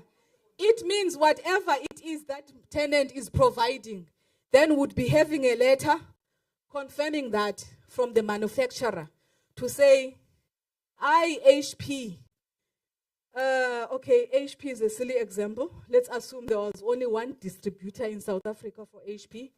HP, who's based in Hong Kong, am selling my HP products through XYZ Limited, who's based in South Africa. And XYZ Limited is the only supplier in South Africa providing HP products. That is what a sole supplier is, colleagues. So in most cases, some of the laboratory equipment at this institution, they come through specific service providers who hold the license. They are the only ones who may sell that certain machine. So that is what the exception is. It means then in such a case, you would not necessarily go through a pre-quotation process because you know that this is the only service provider. It's a matter of contacting that service provider to get the services or the goods that we need. Then the last one is in cases where it is impracticable to obtain quotations for reasons other than emergencies and the sole suppliers. Now, for those exceptions, why? Why is it that you could not? What is the evidence? Did you are you sure that we cannot get 3 quotations on this service? And then after the CFO has satisfied himself that yes, we've gone through all the avenues, then that would probably be accepted and signed off. Now coming to the general rules. These are standard, colleagues, where all persons involved in procurement processes must at all times act in good faith. Remember, colleagues, we said at the beginning, whatever is being done in procurement, procurement being a support function, it's to ensure a smooth operation of the whole institution. So whatever we do there, we're putting the institution first, and therefore you must practice what we do at our little corners in good faith. Also, there mustn't be any conflict of interest in our dealings. It can't be that we are processing a transaction where my father or my husband is the director of that company and I do not declare. Because at the end of the day, it means I'm benefiting from that transaction. The general rule also states that we need to promote interest of the university and the goals and objectives of this policy, which is what I already said, colleagues. We're putting the interest of the institution first. That is why we need to be as efficient as possible. That is why we need to make sure that we get goods at value for money and not just about price. And university officials involved in any way with the supply chain management process may be subjected to police clearance, to credit checks, lifestyle audits. This is to ensure, colleagues, that you actually dealt with your business in good faith. So as much as that is done in the public sector, here at the university, it can be done also to ensure that we are not living beyond our means. And then the continuation of the general rules. There is some people that are prohibited from being awarded contracts for services or goods by the institution. And it wasn't the institution willingly doing that, but it's actually sitting in the act of the university. So persons in the service of the university, including council members, full-time staff, be it contract or part-time employees, students and convocation executive members, may not involve themselves in procurement processes. Privately owned companies, close corporations and trusts, where a person in any category mentioned above is an owner, director, or a principal shareholder. That means you may not do business with the institution. Further, going on the general rules, close family members. Close family members is your child, your sister, your brother, your mother, your father. Those are the close family members.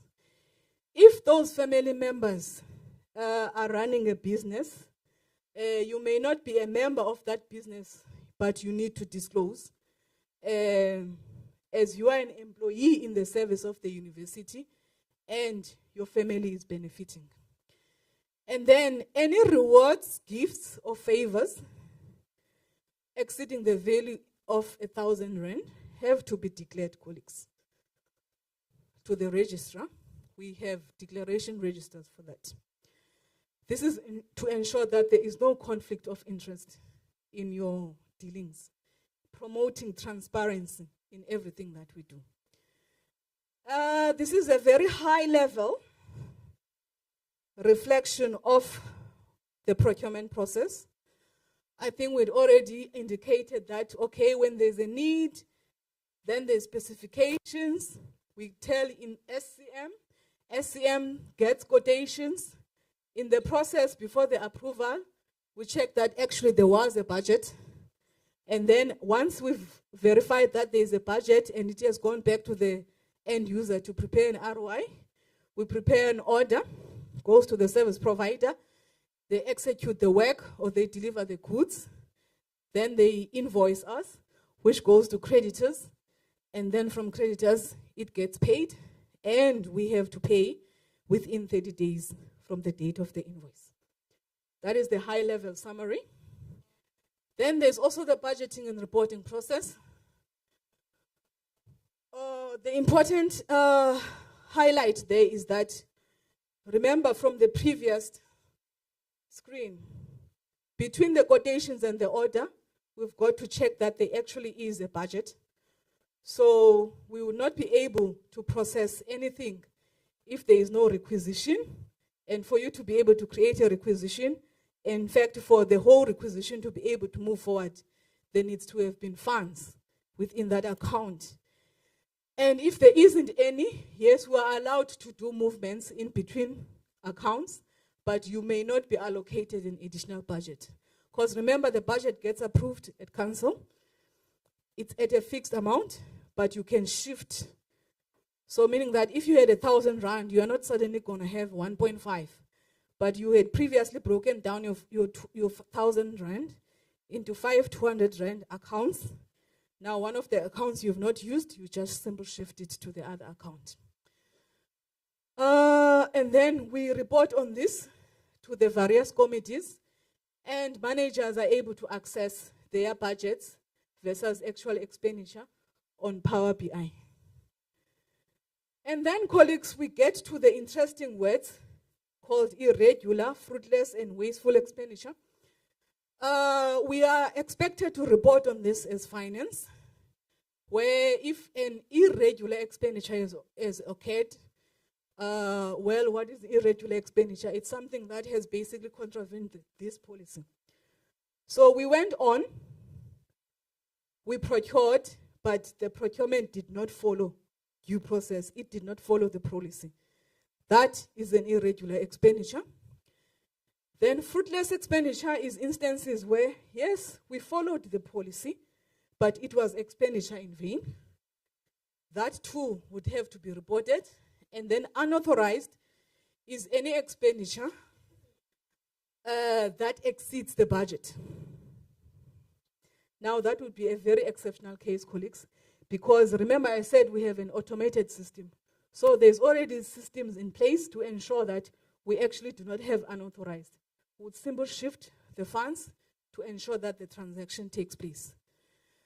Well, finance is responsible for keeping record and reporting on all of this. It would be within the CFO's report to the FCC and then eventually to the council. However, as much as finance is responsible, each of us is also just as responsible in highlighting the occurrence of the wasteful expenditure to the relevant parties within the institution to bring it to their attention, should they have missed it. At this stage, colleagues, I will take or ask questions. Yes, sir. The gentleman, let me take a seat at this stage so that I can be able to take notes. Yes, sir, the gentleman in red, and then, sir, with the blue hat, and then, yes, you, sir. Yo, I'm gonna need help, and then you, sir, and then you, sir. Let me help you, okay. Where did we start? It's the red jacket and number 2. 3, and then number 4. But you are going to speak, don't worry. Even if you speak last, but you are going to speak. In that order. Thank you very much, ma'am, for this policy, because we have been requesting this policy. I'm happy that you finally came to present this policy to us. Ma'am, there are committees that you were speaking about here, those bid committees. I just wanted to understand the composition of ESA committees, because even the policy, there is silent by the policy who sits there, kula committee, kubano hlala, kubano ngahlali. I just wanted to understand the composition of ESA committees on that. And 2, I just wanted to check. I've heard you speaking about in those declarations, if you have in conflict of interest. Then this over if umzekelo I as Ulbabalo is a registered student of Walter Sisulu University, I want to provide services to the university. I can't provide services because I am the student. I just wanted to understand and do a declaration by Yambi Ipelenda Union. Thank you very much, because some of us here in the house are entrepreneurs, so we must be groomed in the process. Okay. Can I request, if you think your question has been raised by somebody, don't repeat it. You either succumb or next. Premier. Okay. Thanks.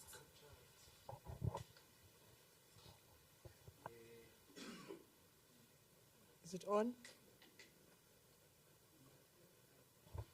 Yeah. Oh, thank you.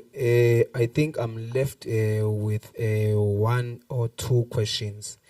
First of all, can we get this policy if possible?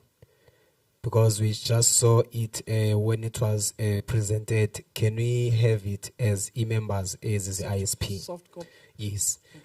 And 2, I want to ask, why procurement select or appoint service providers ezibiza imali engapha koqonda? For instance, we have substructures of the SRC, tingabala political structures. As structures, they do their requisitions to zifaka student affairs. Then kwenziwe yonke la process eyoba kukhangele service providers. For instance, last year or iminyaka edlulileyo, i-t-shirt yombutho, for instance, ePasma, was costing around 150 E1. But then there have been some changes with service providers. Service providers as the charger imali efika ku 400, 3 to 4 per t-shirt, and that thing is causing a problem to structures, and lonto I'm sure it will affect the office ka student affairs, because when you are told that we exhausted our budget, and thina sibe siyazi maybe if umzekelo iPasma or Youth League have a budget of 200,000, then we do t-shirts as 500, then student affairs class sends a requisition is telling us that we've exhausted our budget. So I want to know intobana yintoni etshintsise okanye eyenza procurement atshintshe i-service providers uba kubizwe amounts ezingaka kwi-budget ye-students of which kufuneka isetyenzisiwe to benefit ezi students esizilidishayo. Thank you. Okay. You are, in simple terms, you are trying to say, are there any controls in procurement to make sure that there's a control in terms of charging? I know I'm like talking to.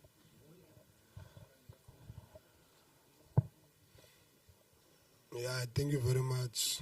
Let me first welcome the presentation, but I think I'm going to ask something outside the presentation, only because it's a financial question.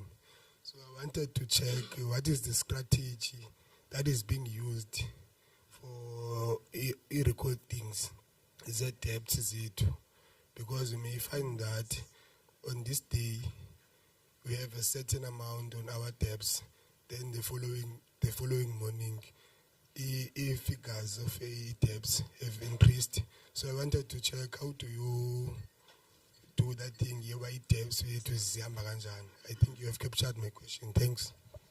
Oh, okay. Also remember, we have somebody to deal with that issue. She's still going to present. Next. Thank you very much. I want to deal with procurement. Okay. So I don't want you to say it was because of that, but I just want you to just make a clear presentation, because you use the SRC budget, number one. You put a requisition, they will just take it, they submit it wherever, and then those service providers, they can provide quotations. Then after that, imagine you can get a t-shirt for 150.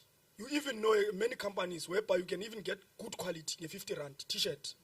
They will bring whoever they want to bring. Even that shortlisting of those 3 companies, we don't know which criteria was used even to shortlist those 3.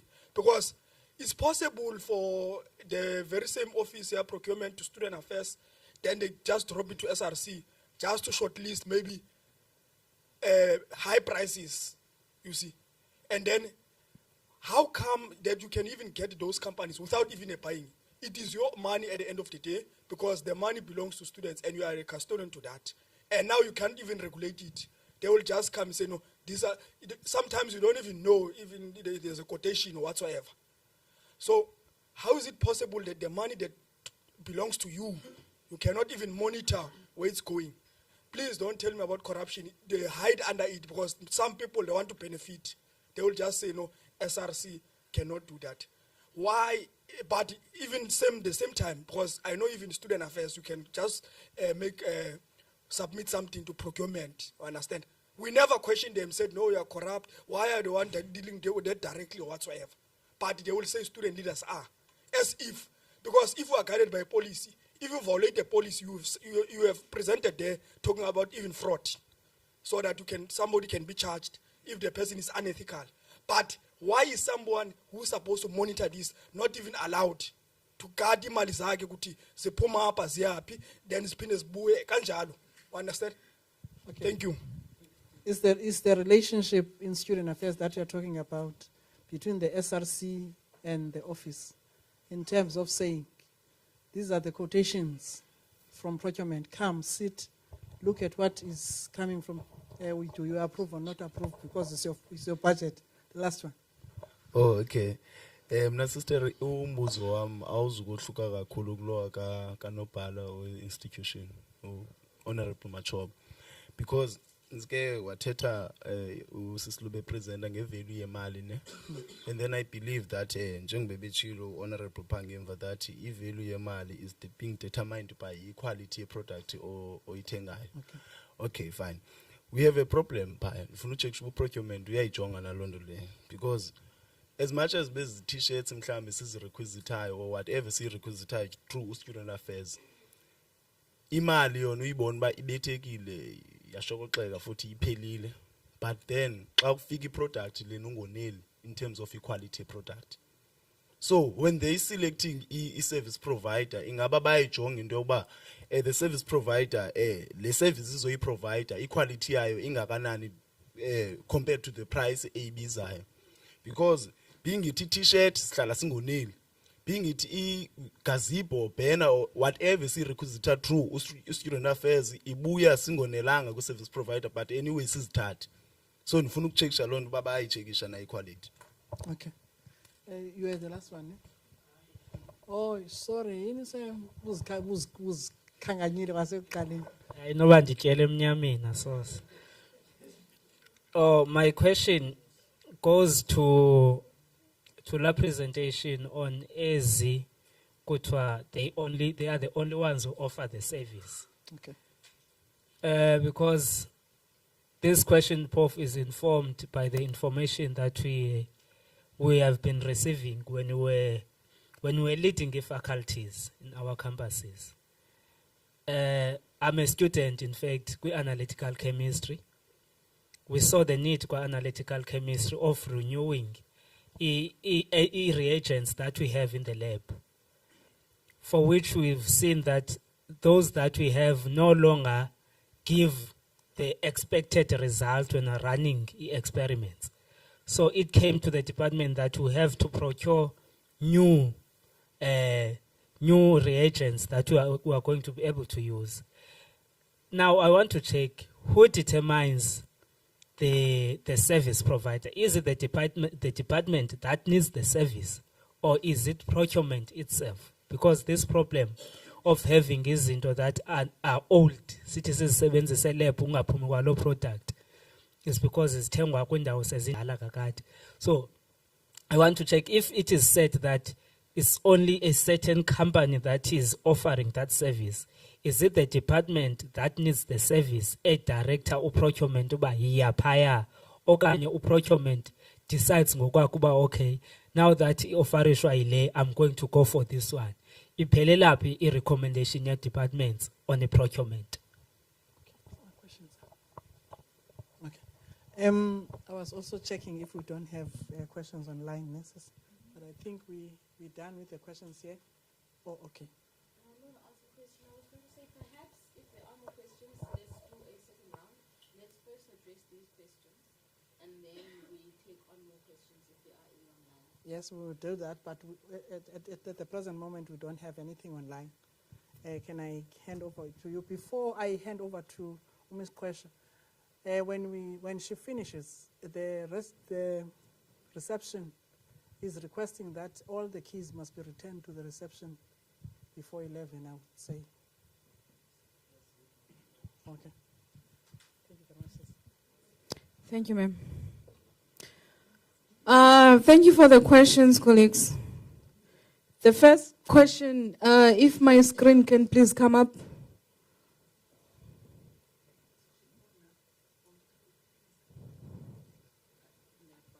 Depending on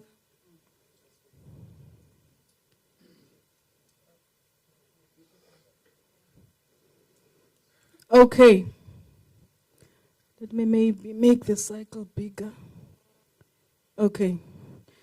Now this is the actual policy, colleagues, where we have the 3 committees. The question was on the composition of the committees. I'm going to start with the membership of the bid specification committee, where we have the director management reporting as being the chairperson, and then a director or senior executive in charge of the discipline area to which the bid specification refers. That means the end user, the director from the end user department that requires the goods or services. Then a director and an executive member of council nominated by the vice chancellor, and a technical expert may also be required depending on the nature of what needs to be sourced in an advisory element. That is the composition of the specification committee, colleagues. And then we come to the evaluation committee. Oh, okay. Oh, yes, thank you.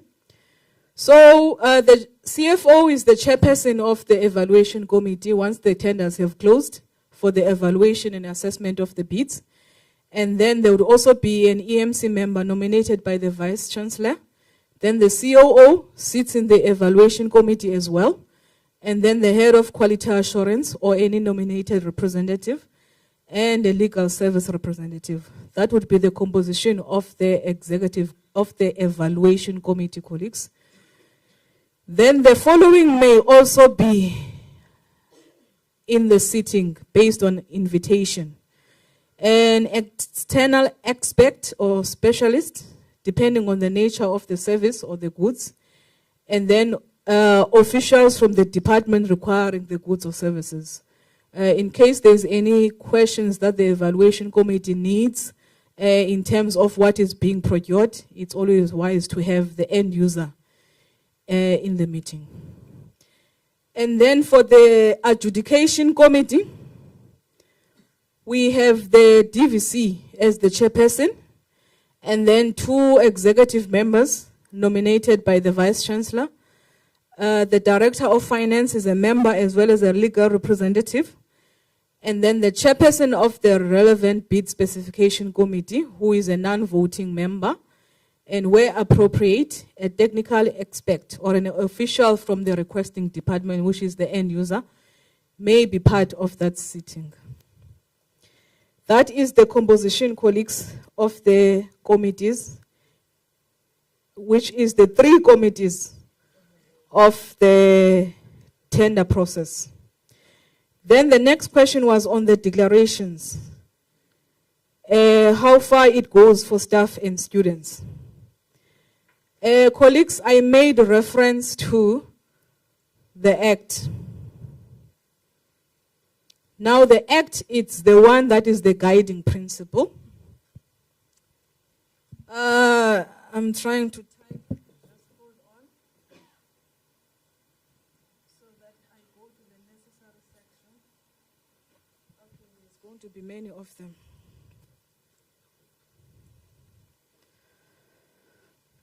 Colleagues, the Act that governs the running of the university is basically clear. It says that staff, students may not participate in procurement processes. Should that happen, they have to declare. Is it possible that I pop this in and out without affecting the delays or anything? Okay, thank you. So in such a case, colleagues, it means what you see in the policy, as I had indicated that there is other legislation that we use. It means as far as that is concerned, we are also guided by the Act, which also was a major part of the recent audit, where staff had not declared. And the declaration goes as far as not just you being the director, but a family member being a director of the company that did business with the institution. So in such a case, colleagues, we would have no choice but to ensure that we are compliant with the Act, and that is where the declaration comes through. That is to answer how far it goes for staff and the students. Can we get the policy? Colleagues, I only came here to present the policy. The custodian of the policy is the CFO. I will have to inquire from the CFO, and then you will get feedback through the necessary structures. And then the 4th question is, why procurement select service providers? We have SRC substructures.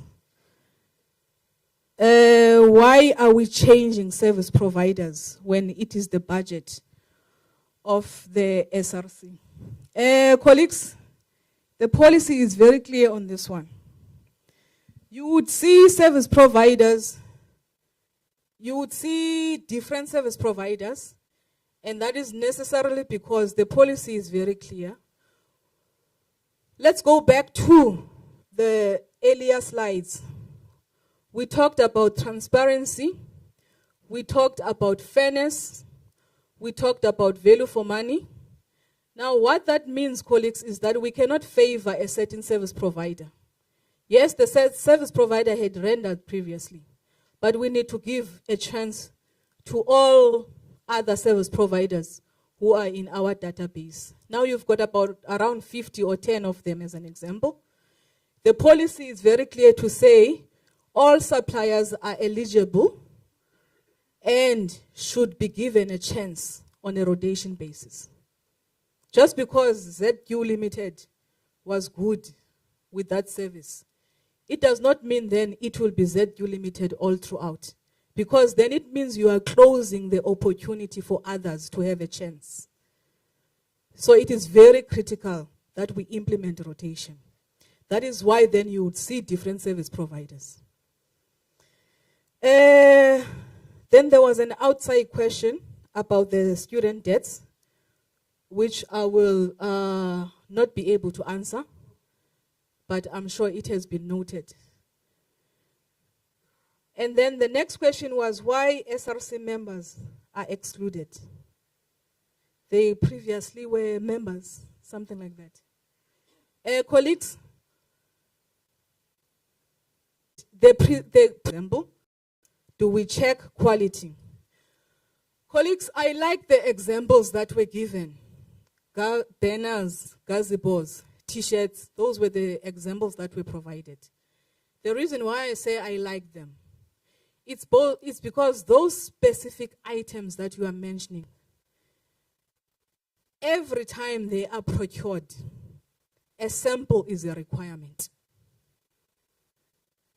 So we would get the quotations, and the quotations get to the end user. The end user assists in assessing. Then the shortlisted ones, they come and present the sample. And the award is mainly, in most cases, based on the sample. If the quality of that sample is not of good standard, you guarantee that that service provider is unlikely to get the job. And then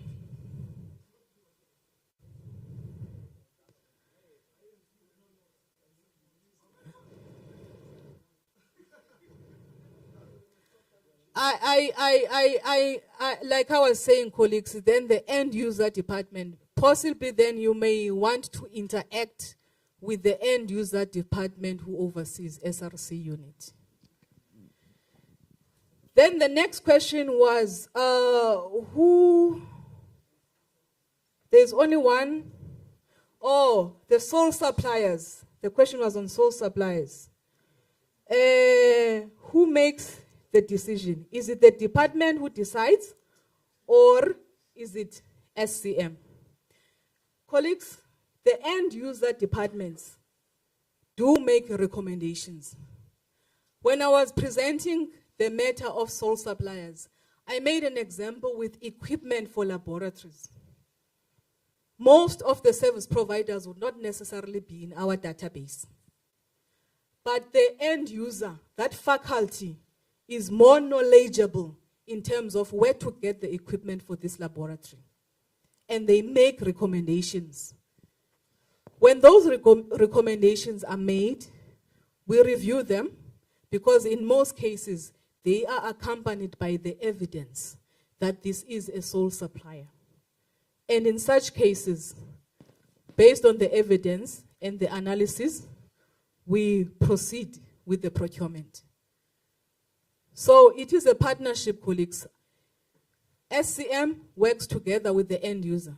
The end user may be the experts in the area. We acknowledge that. SCM is a support function. We're there to ensure that the operations proceed smoothly. And with the evidence provided, then the procurement process through that sole supplier would then proceed. That was the last question. Thank you very much, ma'am. Are they not part of your presentation? No, they are not part of my presentation. Okay, no, it's fine. Before we take another round, can you allow Ms. Lazola to answer or give clarity on some of the issues that were not clarified, and then thereafter I'll take the second round. Okay. Good morning and thank you. There's a couple of things, although Uzinhle has covered, I think, all the questions, but just to expand on a couple of things. I think the third one she's dealt with in terms of who is responsible for what. Ne? But I do want to touch on, I think your questions are obviously very much focused on your experiences within the SRC and maybe whatever other areas you've been involved in. I'll give you an example of let's say, a process that I requested to be followed for student tours and student activities within the academic area. We had issues around the procurement of tours. I mean, last year, I think you know of the incident that happened in Mpumalanga, where students got there and their requirements were not fulfilled because the order never got to the place there. And that was not from a procurement perspective. In fact, procurement came in last minute. So the request was there for that. Where student activities need to be done, a representative of that particular area needs to be part of that. So I said for each, let's say, fashion, there must be a class rep, it must be included in the organizing committee. When it comes to your own activities, you say the budget is yours as the SRC. If that is the case, then in all your procurement, what stops you from agreeing with the leadership within the unit to say that when there is a procurement matter, there will be one of you representing that particular process, including the procurement of T-shirts, which seems to be a huge bugbear. Now, that is one process that can be implemented so that it is fair and open to you and you're aware that this is how it was procured, because you can also be part of the team that oversees the final product. Two, some of the things that you are noting we are not aware of. So, for example, Zinhle outlines the process of how banners and items which you can feel and touch need to be procured.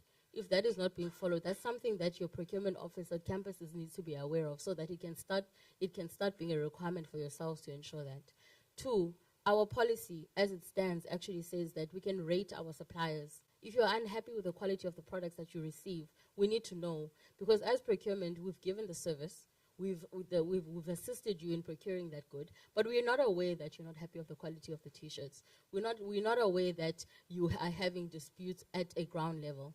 Those things need to make it to our offices so that we are aware that this service provider did not cater for your needs in line with your specifications. And if you're not happy with the specifications, you're more than welcome as well to say, what were the specifications? Remember, before we buy anything, we ask the end user, what are your specifications? We need to be clear. What color you want, what the kind of material it is that you want, where do you want your logo? Do you want it at the back? Do you want it at the front? There's a lot of specifications that come with everything that you procure, and we need to be aware of those things for us to make any changes. And your procurement officers on campus need to be aware of that. I mean, the two of us won't be there. Those are service reviews. You've spoken about that one. Okay, yeah, okay, so that's just what I wanted to add and expand on in terms of process. Thank you very much. I'll take a second round. I'm not going to repeat those that talked before. Allow other people to talk first. I'll allow those first that did not speak, and then you come last. Ne? Premier, Daodi.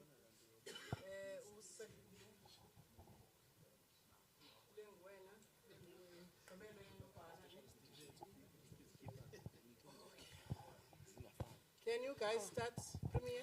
Thank you very much. Good morning, colleagues.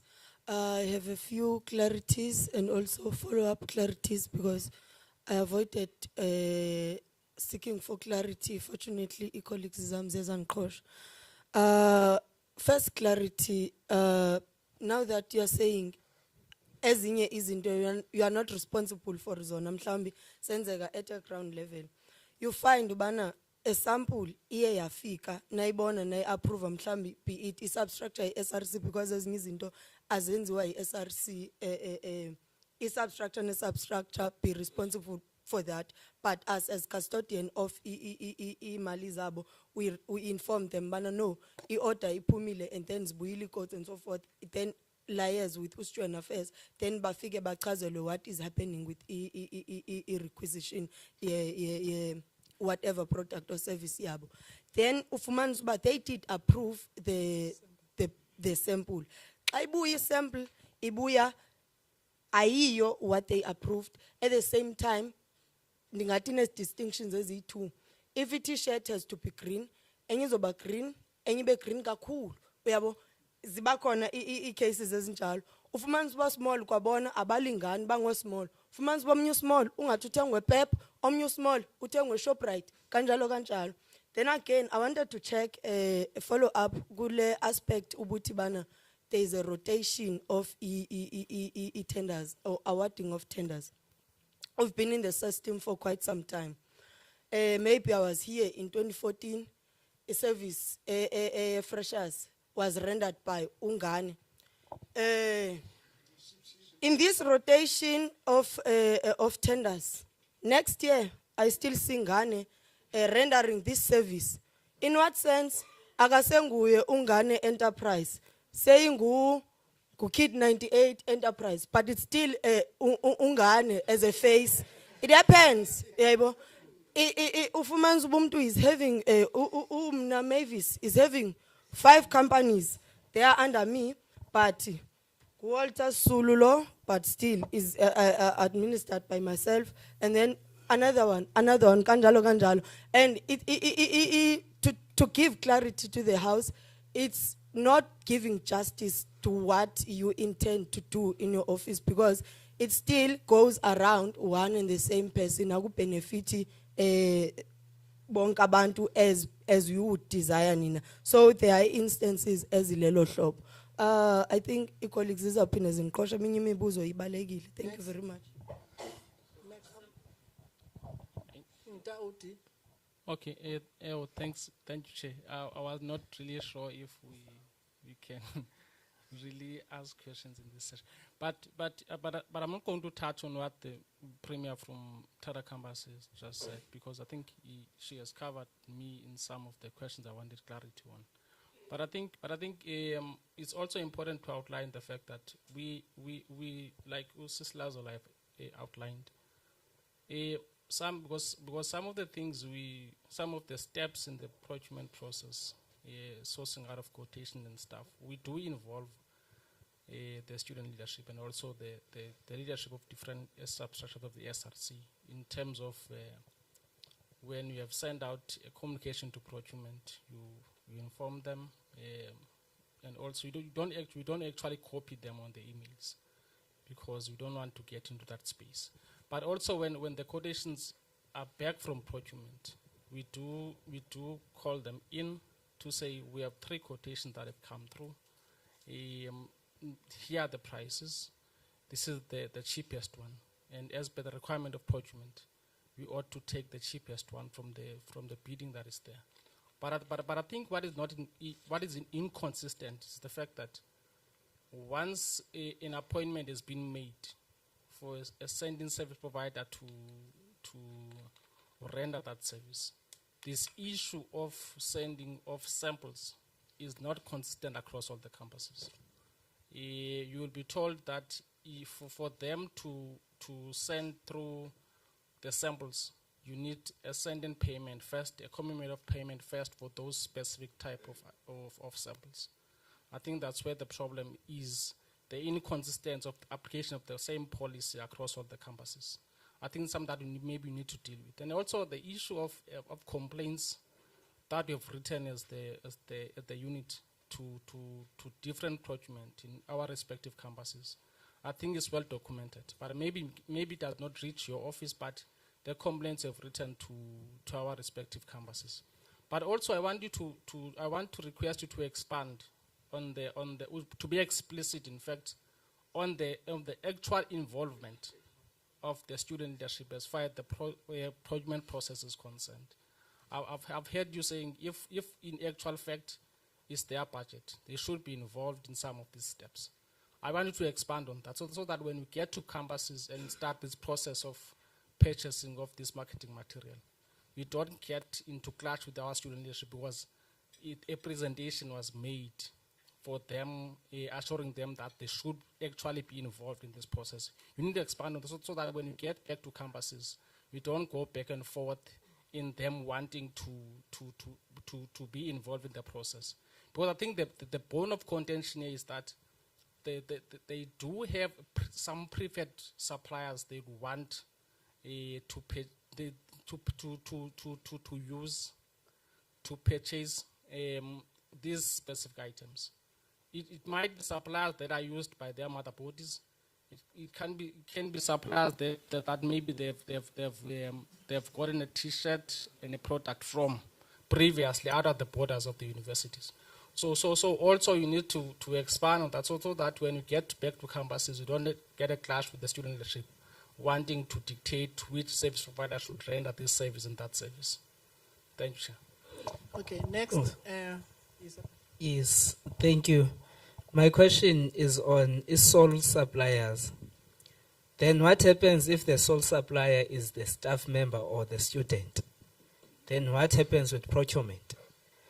Second question, with the document, when are we going to be given a chance to have an input on that document so that we can be represented there? And also so that the workers of this university can also be represented in that document. When can we be allowed to make inputs? Last question, just to modify the question of our involvement in procurement. As UMEM sitting on our side here has said we should be involved. Is she saying we should go to procurement? Nathi as ezinkokheli siyomchazela uba sifuna ntoni? Because zonke izinto sizithetha apha, our constituents is watching there. Le nto ithethayo bayibambile. Zawufika mna kusithiwa kweyami department okanye kwami umbutho hayi qabane kuthiwe pha masiyeni kwa procurement masiziyele. Now you have to clarify it as izicace. Uba are we going to say la mbutho uyi-motherboard mawusenzele izikipha ibuso izawubhatala na so that we can put our preferred suppliers ngokwethu. So clarify that one. Enzele ezankokheli sizishiye emva zive.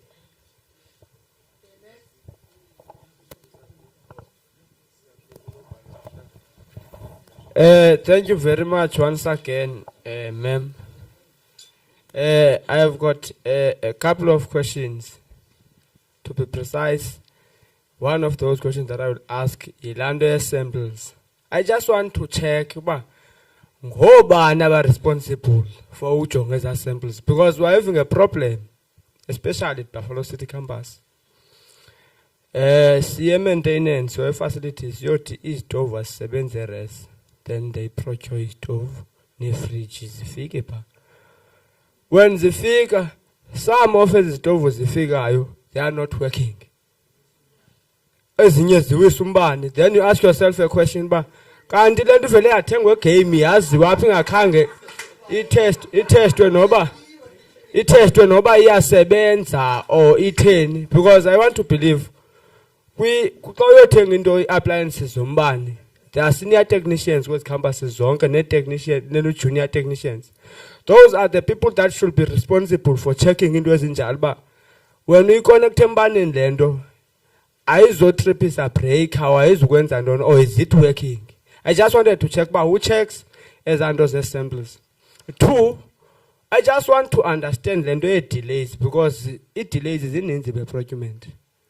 But if because you'll find out that when you go to student affairs, I have done everything on my site. Everything is with procurement.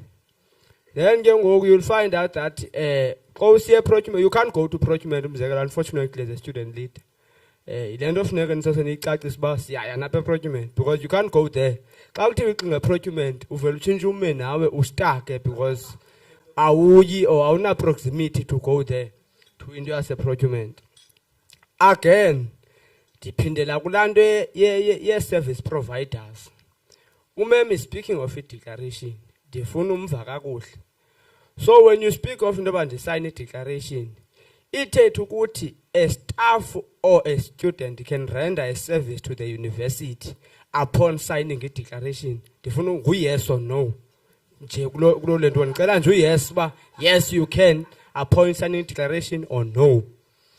Then another thing, I see this policy that you have just presented speaks of EMC, and according to our understanding, EMC equal project ka Vision 2030, which is a rationalization and consolidation. And last year when we were reviewing the policies, the policy for procurement, we were never given this policy. Kwatwa CFO must consult with CFO. Now the policy buya say ithetha ngo EMC, ayithethi ngo IMC. Meaning the policy ndifuna uqonda is it a policy that is already approved for Vision 2030? Because if bekuthiwa ipolicy endala ngesithi IMC kweza ndawo zo EMC ngathi EMC. And us as the students, if the policy is a policy that is new, in line with this rationalization and consolidation, unions and the students, nazo zonke za stakeholders bezibekwa ngu-reg up, they form university, we were never part of this policy. Then just to comment, I think all of us here, honorable members, we need to be honest with ourselves. It can never be the case that we are going to be given certain policies to have a view, kuzo then ezinye singabi na views. We are the primary stakeholders of this university. And we have got e-workers that form part of the university. When kasifuna policy yakwa supply chain, it can never be the case that we will be told of CFO every time we want that policy. I think we need to take further steps as this ISP, whether we write to VC or CFO himself, telling him that we demand that policy to come here. Then we have inputs, us as the students, and I tata is an asebenzi, so that our sebenzi can have input kulendale policy. Because as long as our committees, there is none of these policies that speaks of students and workers, of which it's out of order, Londole. You can't have a policy within the university without students as the primary stakeholders of the university. And you can't have a policy committee without a representation of e-workers. I think as this sitting, we need to take that into consideration. Because sinako ufaka ishibobo apha sifaka ishibobo sinikwa ezinto that they think that they are not that important izinto lento faka ku res policy into allocation policy then amend then when it comes to ezi that have got into operations the university sifaka ishibobo. So CFO must come to us with the policy, we make submissions zethu, then kukhutshwa policy right. If this is the policy that we are going to use going to 2030, we reject it. Thank you. Next, I think it's the last one. Thank you. I think I'm left with two questions. First of all, a question yam leya yoqala was not about the rotation, because that is not happening. When got that thing that was said by your premier, uba njengoba ndazwa ngomatshoba ndizoya ngenye imini ndingusinethemba ndiphinde ngenye imini ndiye ndinguchopster. So isendiyim, that is not happening. And two, i-concern yam ibi kwi-pricing. Uba yintoni uba uprocurement avumele into bana, because la mali mos I'm sure bafuna into bana yimali ye students ayo mali SRC. La mali kufuneka yenze okanye yamitha i-needs ze students via SRC. Because what happens is that xa ngaba umzekelo la mzekelo nenze ngawo ngoku owe t-shirts, indlela besiqhela urequesta ngayo t-shirts last year ngebudget ebesibanayo, this year is not the same. Because we are told that njengoba i-t-shirt ibile mali engaka kwezi nyashumo special products ziyaziswa kuthiwe naze zi-3 quotations. Kwezi quotations zibiza i-amount engapya, not the one that we used to have. So that was my question, not the question of rotation. And I thought that as procurement, you are monitoring the process. But then it's now upon the vacon, but there's aba basegroundini bayazenzela because ndiyovuka abanisothuka ba lento ye-samples into ibisenzeka ingenzeki because we once requisited 1.5 t-shirts, I think last year, if not 2021. Zafika uStudent Affairs wasemthatha maybe anga-attesta naye kule into. Kwafika i-t-shirts eziyi-1.5 ingathi zingundile ezibhazi nge-elections, the day before elections. Zafika i-service provider afika yazishiya yemka yekomani. Xa sifika ngathi sibolile. Sathi sambona iStudent Affairs sithi jonga sisithini. And la process yojikisa t-shirts, it takes a lot of time. Ukuba ziphinde zenziwe i-1.5 ye-t-shirts. So that means la mali ibe wasteful expenditure. Lebe kuthethwa ngayo pha. And lastly, and understand that sizopresentelwa ipolicy esingayiboniyo thina esingenayo apha. So you are assuming that siyayazi kodwa kuthiwa isafika. I thought that mna ngoku umzekelo ngobe ndibuze eqaleni that before i-presentation, like njengoba bekusenziwa xa bekupresent ezinye policies sizinikwe so that if you are presenter nathi sibe nayo sibone into ithethayo. So ngoku kupresentwa into esingayiboniyo, of which ebesingeyiyo nepart yayo ngoku biformulator. So and there is that clarity ye quality. Uba as much as ba into ye samples is ofika, but then equality ye t-shirt ebize 300 ongayithenga xa uyijongile ongayithenga nge-50 rand. So ndifuna understand kulona ngaphandle bake nithi ninani lapha uprocurement lwalapha akayazi lonto yinto ye-ground forces ngalendlela ibisho ngayo. Yeah, thank you. Okay, firstly, before ndinika Ms. Kwesha, can I request ED with regards to as the policies that are critical for students to participate, especially that we are in the RNC process. I thought the university would bring, because I think the policies are going to change, irrespective of it's like the wedding as students are raising. But I think in that process, we need to have those to come to students. Sis, Ms. Question, now I have one question. The process, your procurement, with regards to accommodation process, you submit your ROIs to procurement, and then procurement deals with the RENIs. But there is something that is not making sense, where the end user has to go back and do his all right, the last. Oh, Iman, can we allow her to answer, and then I'll give you the 3 staff members for. Let me say this before she answers. Okay. I think we'll ask until the cows come home. It's very clear that Ms. Kwesha is new in the space, and you are raising issues, the experience to the performance of what has happened in the past. Maybe mhlawumbe she's not privy to other areas and the experiences that we experienced, both staff and students.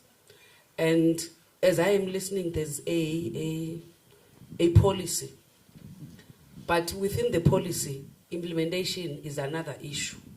How they implement the policy is an issue.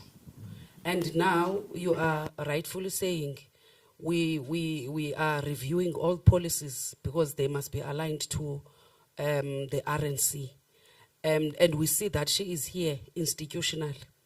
So I want to make a submission that says, now that she is here and she is putting systems, and we have these experiences, can they have a protocol that is going to run across WSU?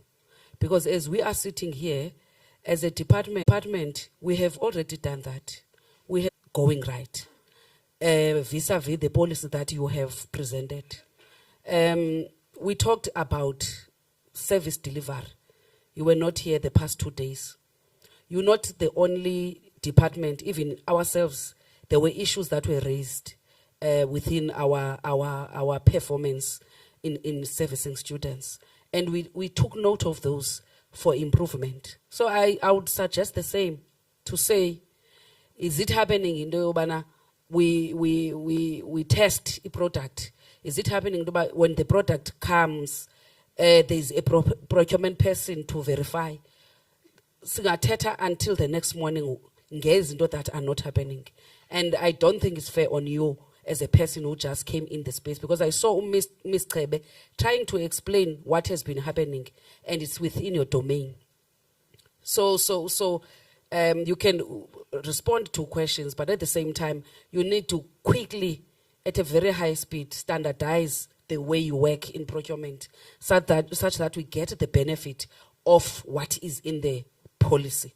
Because the policy is very nice, but the experience and the performance is another issue.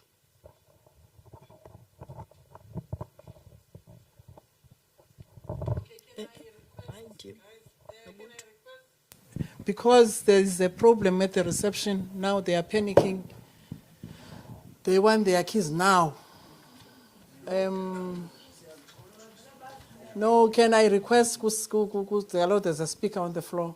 Says, can I request that? All right, then I'm allowed to, guys, quickly go and fetch your things and put them at the reception and bring the keys. Please don't take anything that does not belong to you.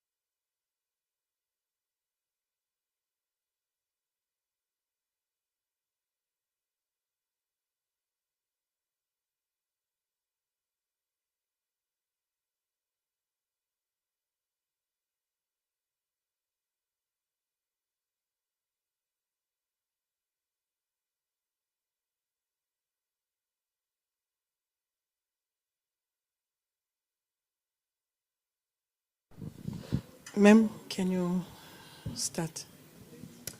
Thank you, colleagues.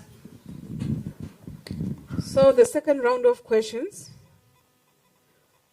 The first question was about a sample that was approved, but when the delivery happened, there were different colors. They were not the same. So the question was, where do we draw the line? What about the quality? What's the value for money in that? Colleagues, remember, we said samples get provided and then we appoint a service provider. When you have a delivery that is not to your satisfaction, you are not obliged to accept that. The end user department that is receiving those items has a duty to check. If it is not of the same standard that you had appointed the service provider for, and you are having different colors of green from the one that you had approved, as an example, then there was no obligation.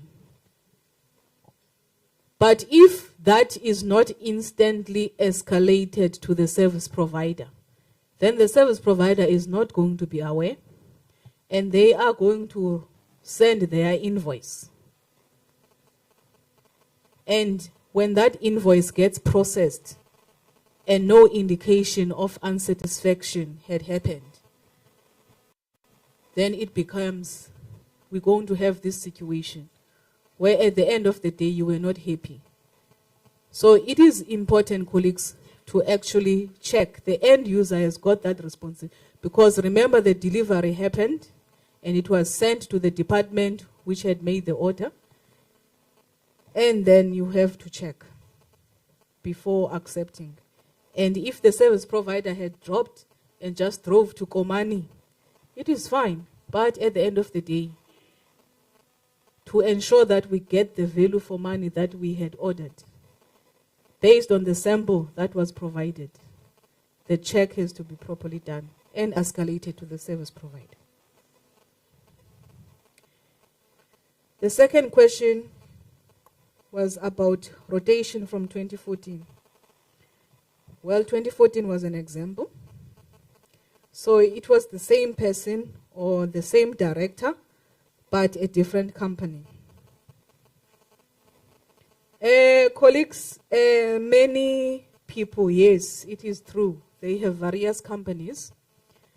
And during the rotation, I did indicate on the slides that there is criteria for each of the thresholds. For thresholds above 1 million, that is where we require supporting documents in the form of the company registration, the ID copies of the directors, and all that information. If there is no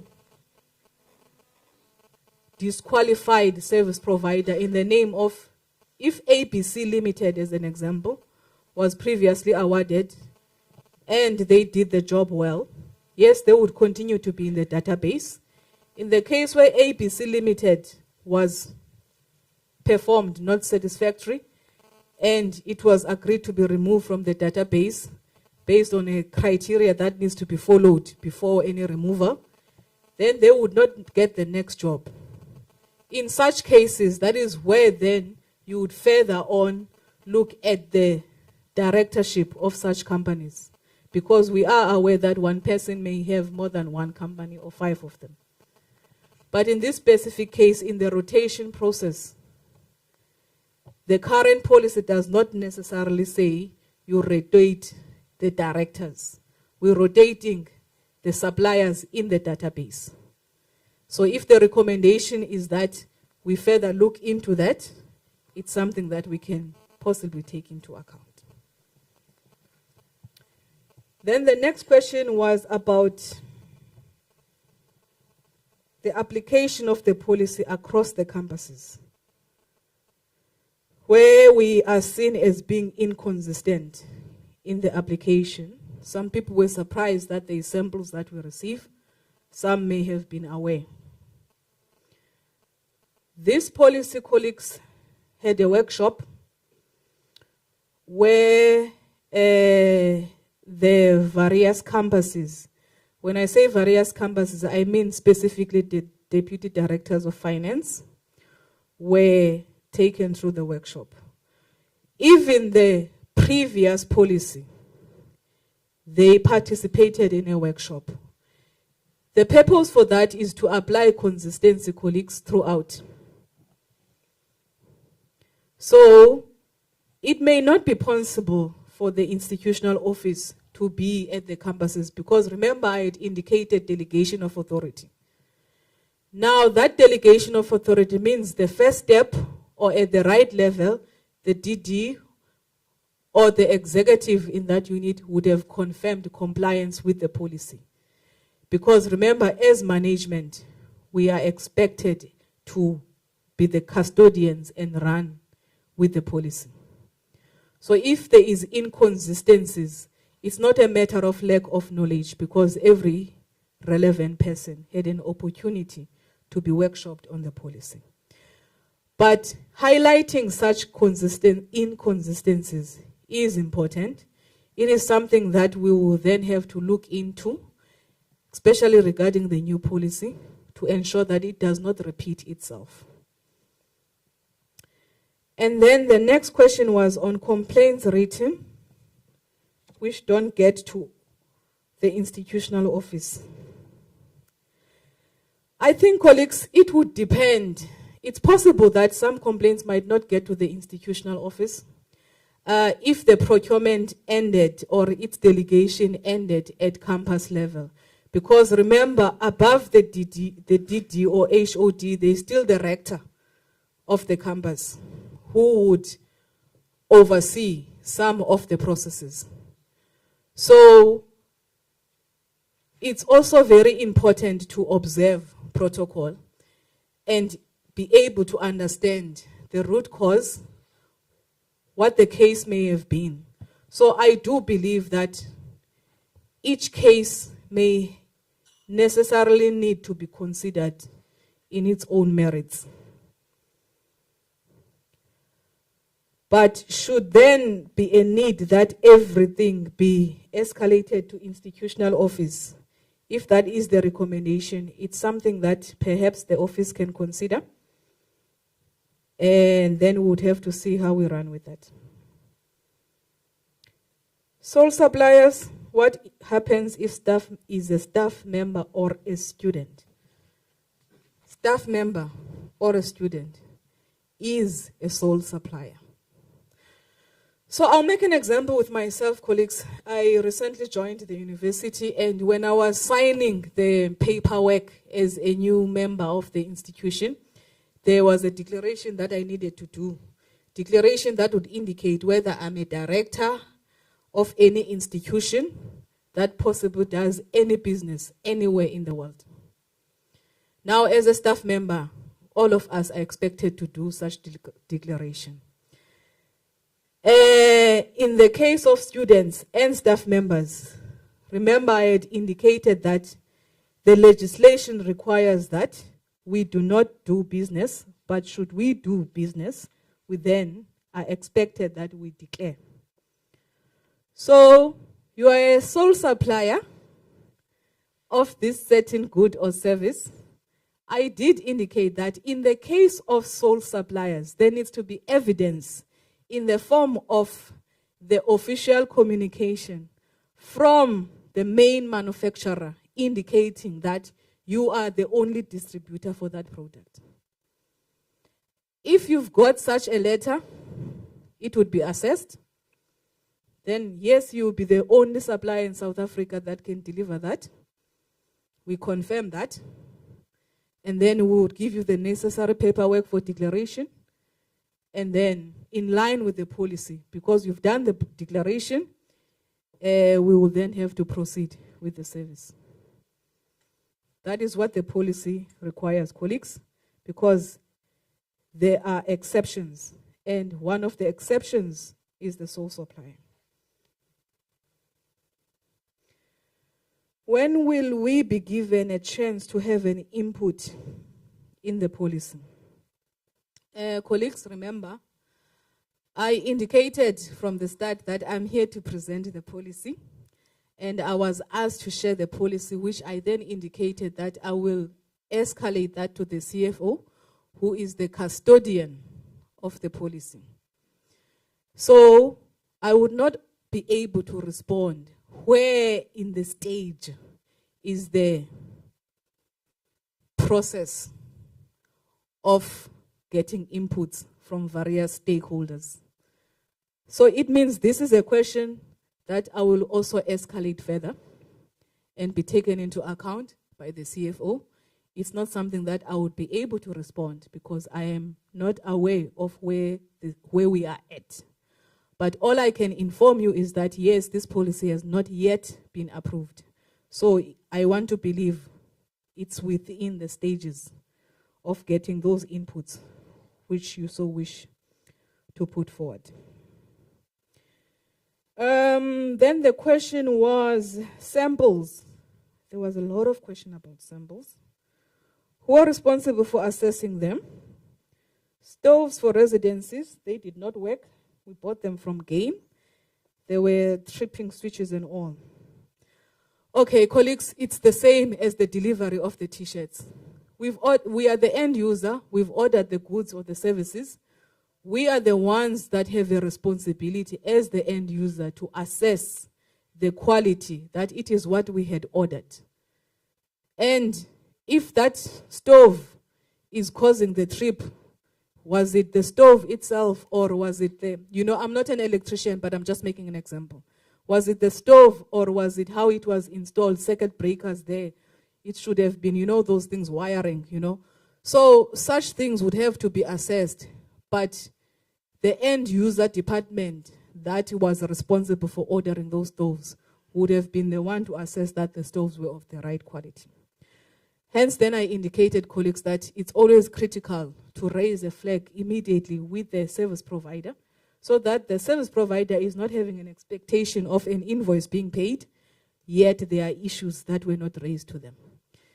And the good thing about things like stoves, they come with a warranty.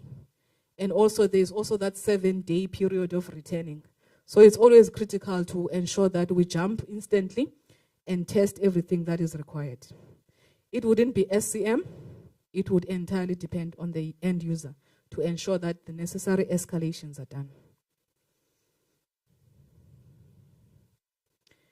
Then the other question was delays in the procurement process. Ifika icingephi? Colleagues, that is a very broad question, if we are being honest. Cases vary. It's a matter of case by case. Because what has caused the delay on this specific procurement may not be the same as the other one. The nature of this product may be different from the other one. So, for an example, we could have issued the order to the service provider, but the service provider is still importing the good. The time frame may be 4 months, 4 to 6 months. And also there was a time frame where chips, for an example, for laptops, were not available in South Africa. And then there was a long waiting period for laptops. I'm just making an example. So cases vary, per case by case, depending on that procurement. And then another, yes, you are told that, no, what you had ordered, what the end user department had wanted is with procurement, but you then are not able to check with procurement. But you are able to check with your end user or whoever that you are dealing with. What they say is actually the case per the system. So that you are not surprised that, okay, what had been said to be in procurement may have arrived in procurement only yesterday when you had sent it to your whoever responsible party a month ago. So it also depends case by case, colleagues. It will be difficult to answer this one and say what was the delay. Declarations, yes or no?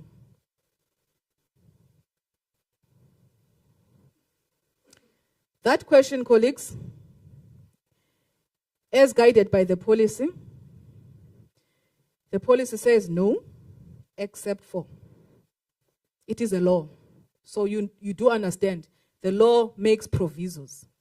So this is one of those where the law says, has made provisos, says no, and then except for. So it's not a yes or no. It's not clear cut at that. That starts from the act itself and then into the procurement policy. We were never given opportunities.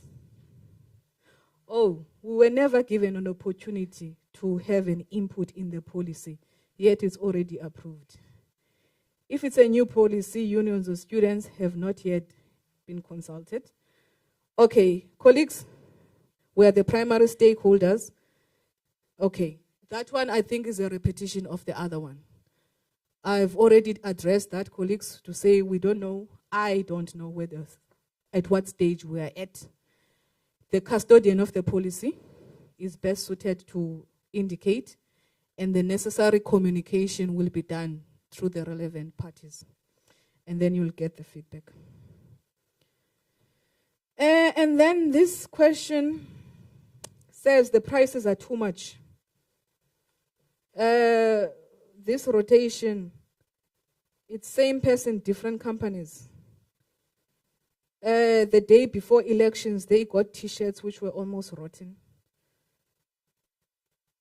I think, again, colleagues, it goes back to the same thing that I had said earlier. You got T-shirts the day before your elections and you were not happy with the T-shirts. Okay, let's start with the fact that you got them day before. Does it mean you only started the procurement process last week? You know, did we give ourselves enough time? But irrespective of whether we gave ourselves enough time or not, if the T-shirts were not of the standard, we have a right as the institution to advise the service provider that this is not what we had ordered. Because if we accept that delivery, substandard as it may be, there, and we do not escalate to the service provider that no, this is not what we had. Look at this, it's even rotten. Then the service provider has got to up their game and ensure that they deliver. It's not about the fact that this delivery was 1.5 or whatever the value may have been, which was indicated in this case. But we're expecting a certain quality. If our service providers are to up their game, the only way that they can do that is if we take a stand and say, this is the sample, here is your delivery, these are two different things. Please go and correct this. Yes, they may end up spending more than the 1.5 million, but at the end of the day, they will understand that quality is quality. And we are not obliged to accept that delivery. It's not of the standard that we want. It's not the same as the sample that they delivered. So no, thank you. Let's go back and fix so that we get what we wanted. But if you do that at the last minute, where you do your procurement at the last minute and the event is only next week, then you're running a risk of having no choice but to accept that delivery because the event is tomorrow. Whereas if you had given yourself enough time, let's say 3 months, because you know on a certain date, this is your elections, and then you procure your T-shirts. Whatever happens in the first month to 3 months, you still have enough time to argue your case. So that was just a recommendation, colleagues.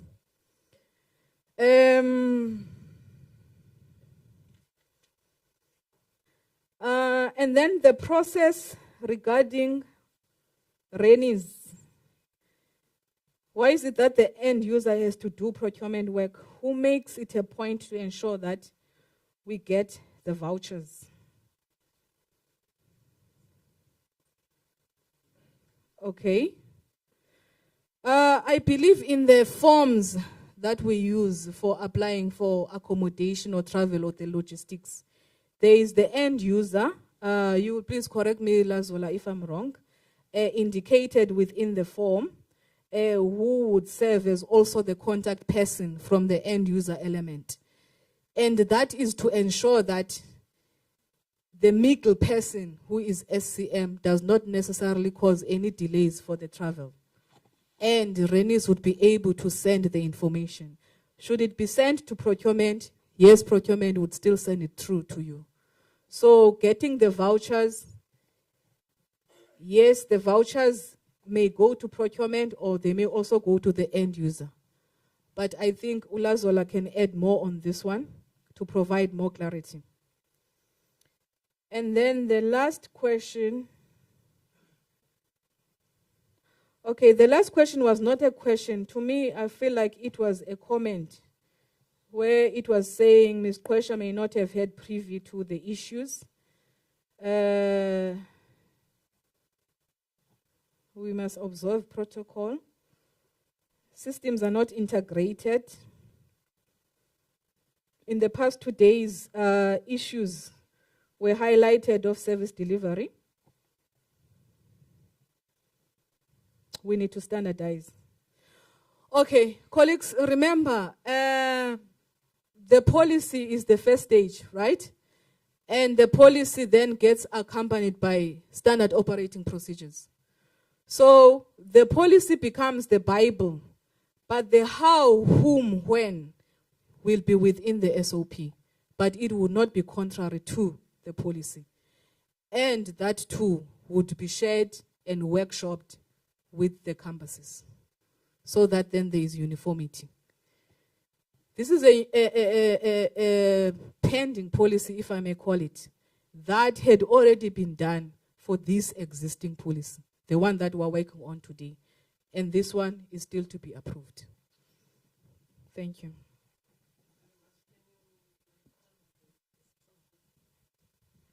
And then in the meantime, whilst you are going to cover that, also move to, thank you very much, Sisi, because we are running out of time, so that after that you start presenting. Thank you very much, Ms. Kwesha. Can we quickly give Ms. Kwesha a round of applause before we hand over to Ms. Lazola? Is it connect? Can you help?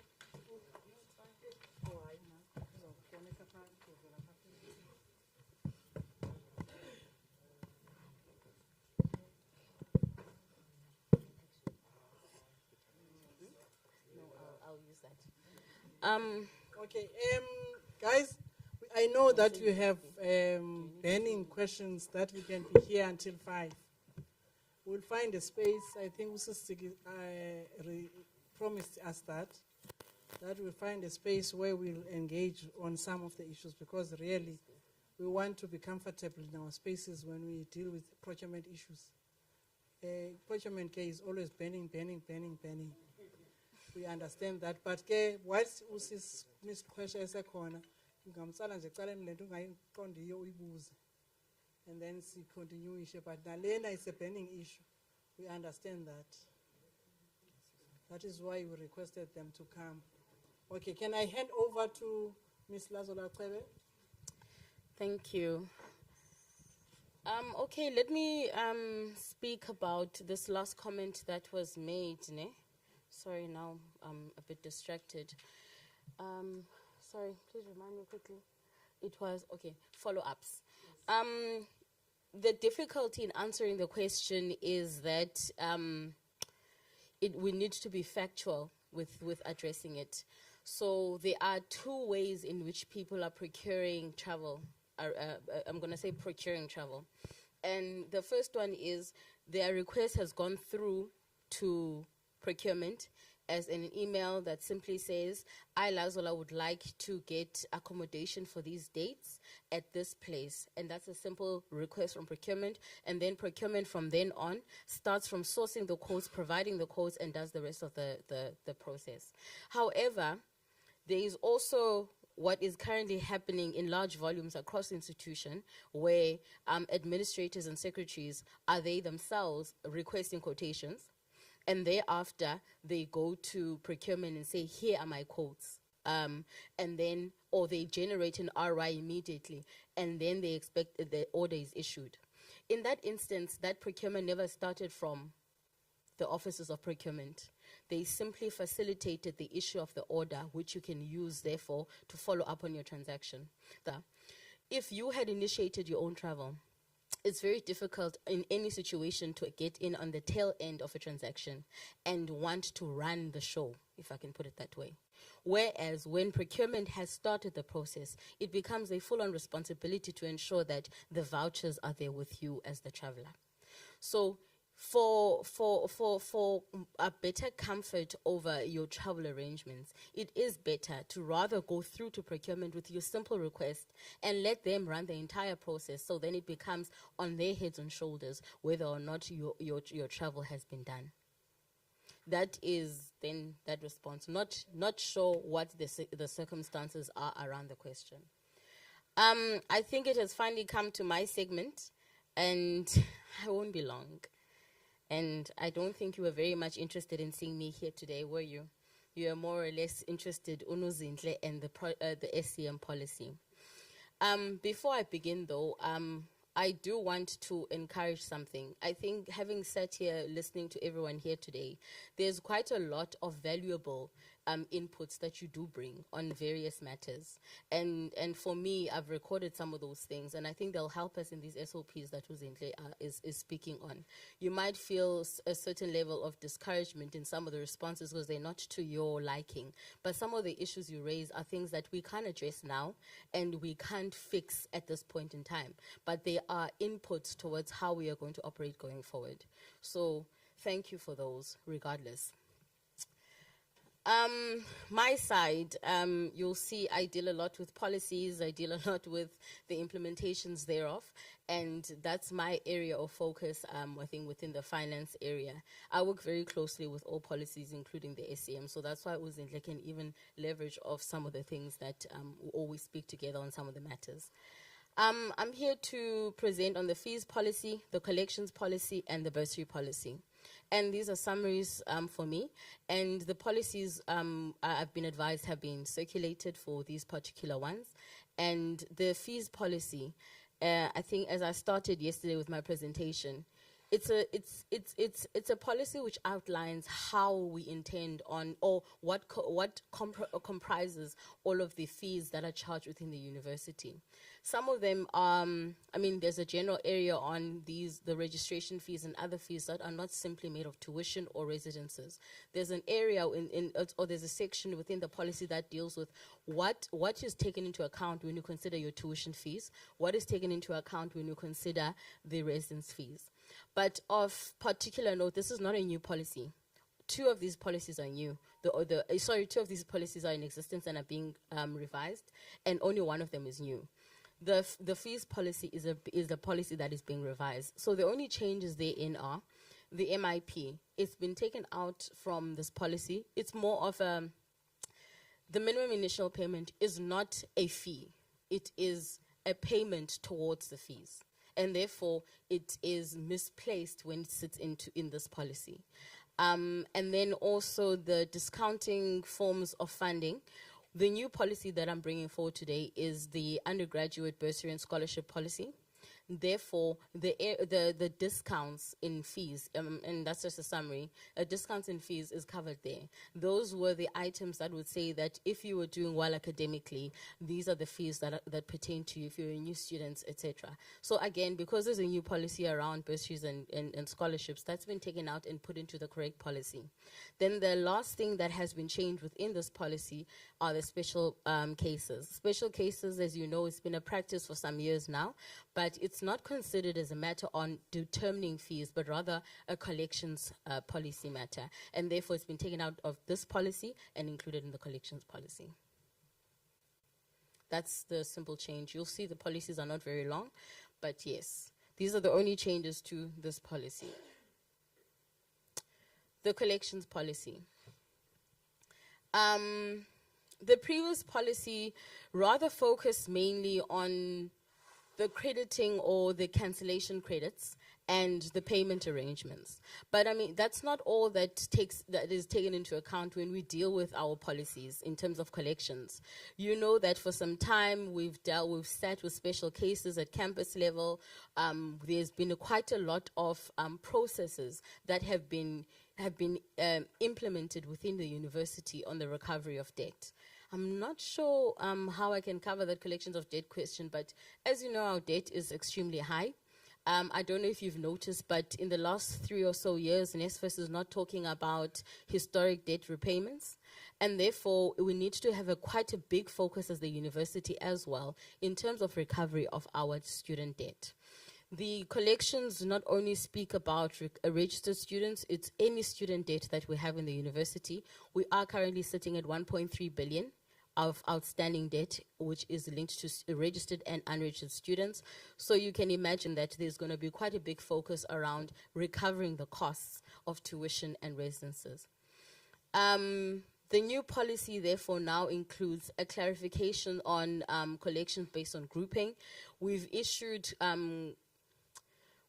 communication each year around the different group types, self-funded, whether you're a NSFAS funded or a bursary student. So that always sat outside of the policy. Now it's been taken into the policy to explain what does the university consider to be a funded student? What is it considered to be an unfunded student?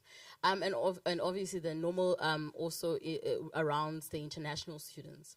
Then special cases committee, previously this wasn't in the policy, it's now been included in the policy.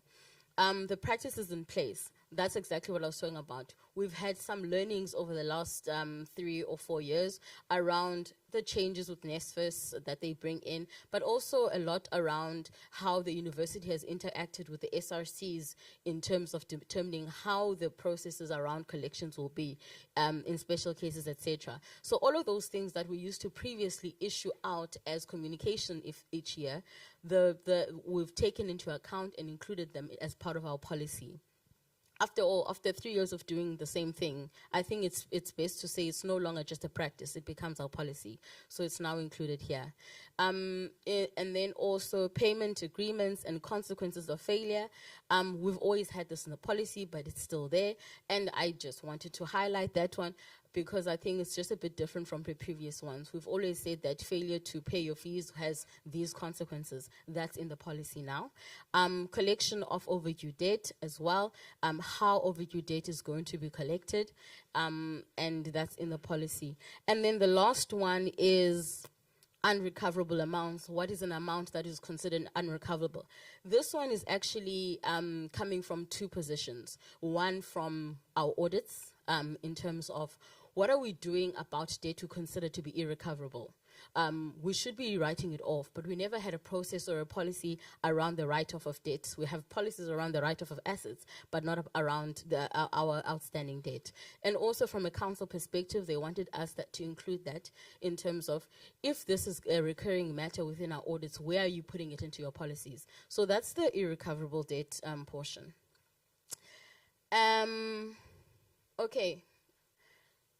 Okay, I'll still wait till the end. See, my policies are short. I'm on the 3rd policy already.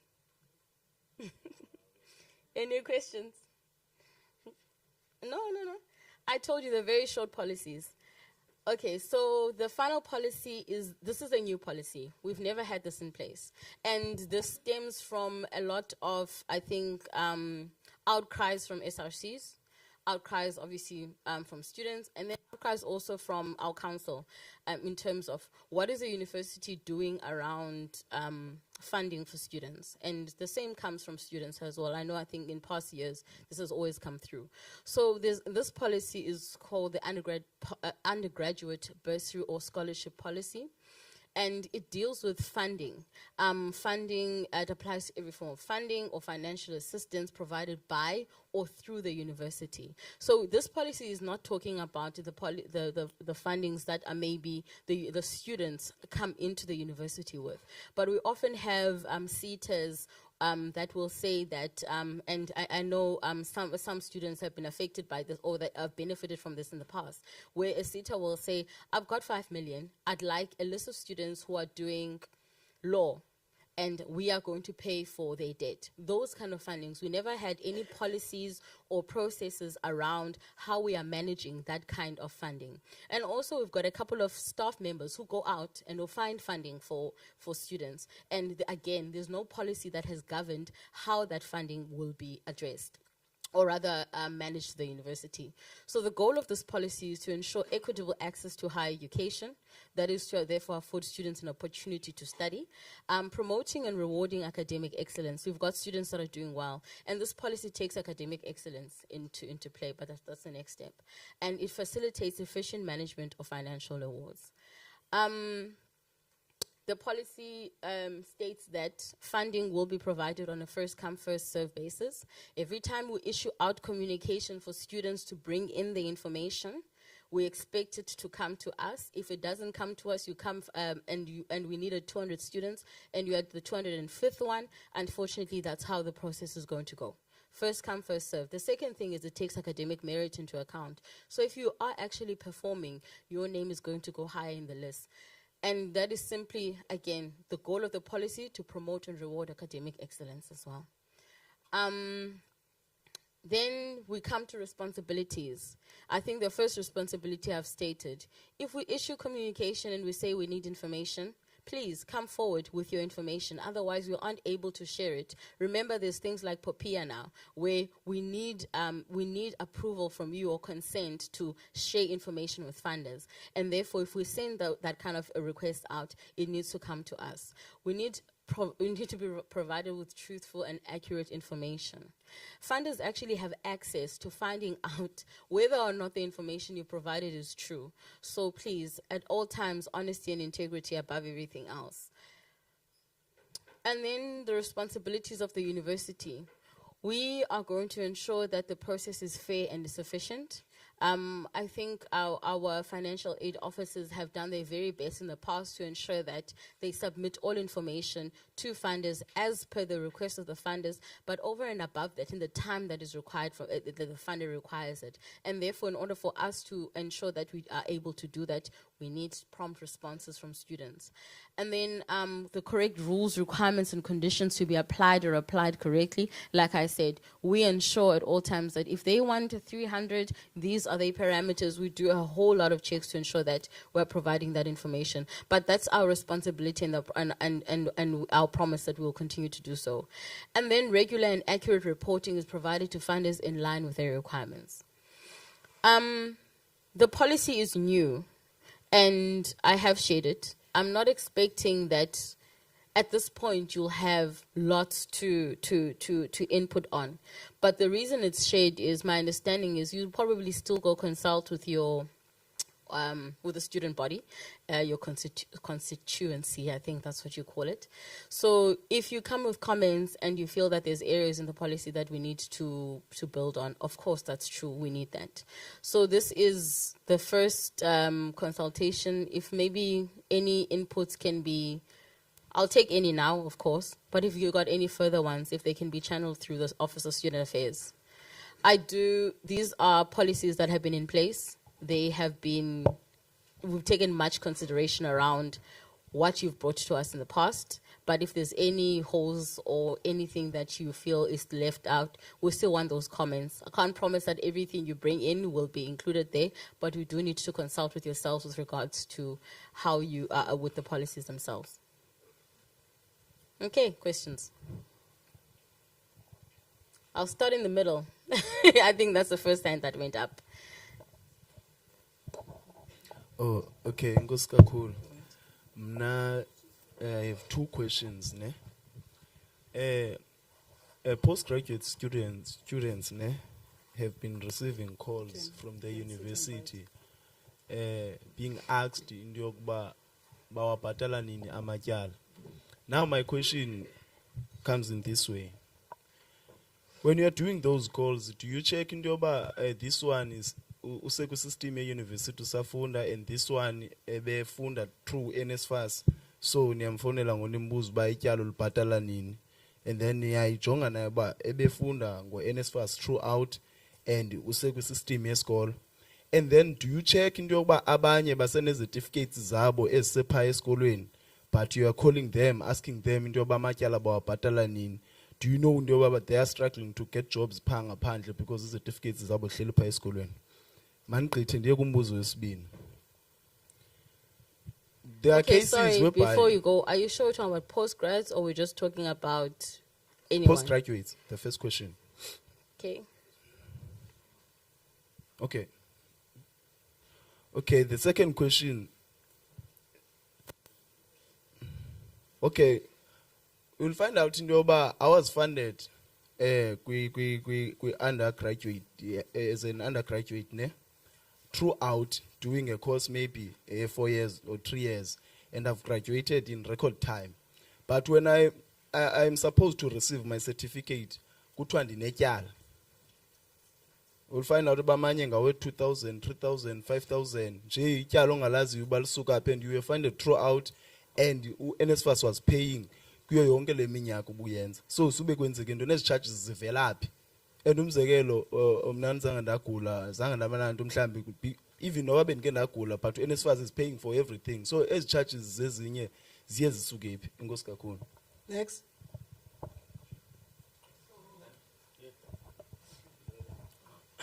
Thank you for the submissions. I'm partially captured on this question. I wanted to also further add to that question to say who's hiring these companies? There's a lot of companies calling students. Does the university even pay? Because they issue threats to students or maybe graduates or former, or maybe you can just say alumni. They just call them, threaten them. Did the university appoint these companies just to collect? And then let's talk about the fees policy. I've seen even the prospectus, I can see it now in the fees policy. WSU is starting to charge an application fee these days. I can see it even there, it's reflecting application fee. But my question is, from all these years, application has been free, especially when we were trying to be more technological. Because the time you used to do manual applications, you used to pay it was, I'm not sure, 350, I can't remember. 300, yes, it was 300. Then 300. 100. No, yeah. From 2017, when I came to WSU, I paid 300. So I don't know why people try to correct me. Is now, no, it was not a late, it was normal application. But let me just say that people were paying monies. Okay, no, Yes. it's fine. Can you protect me? you? Comrade, please. Thank you. So now, the application fee, it's brought back or what? Because even last year when students were applying, they were not charged monies.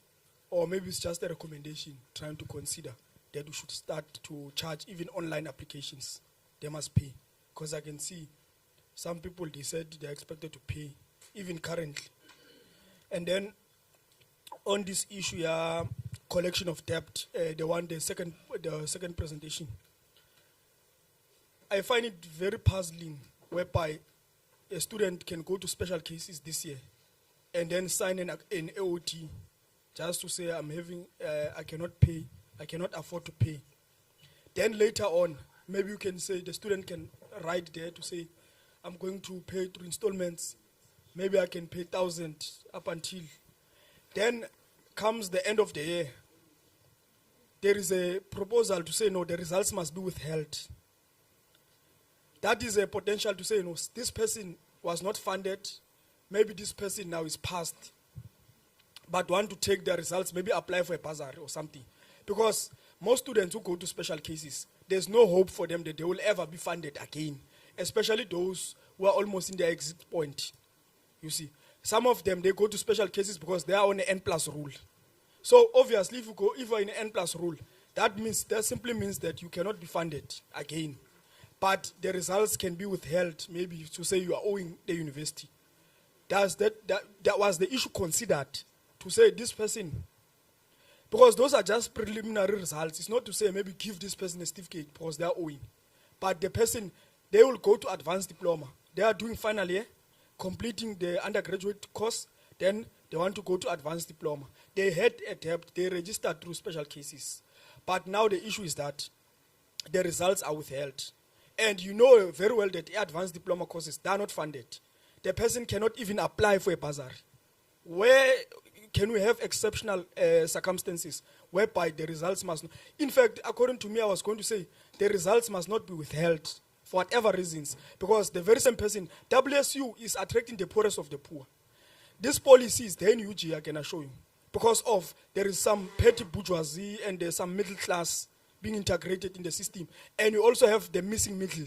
In WSU, there's maybe few cases this year of missing middle, but now we want to apply maybe something working that side, which is benefiting the upper class in society, because this policy is brutal.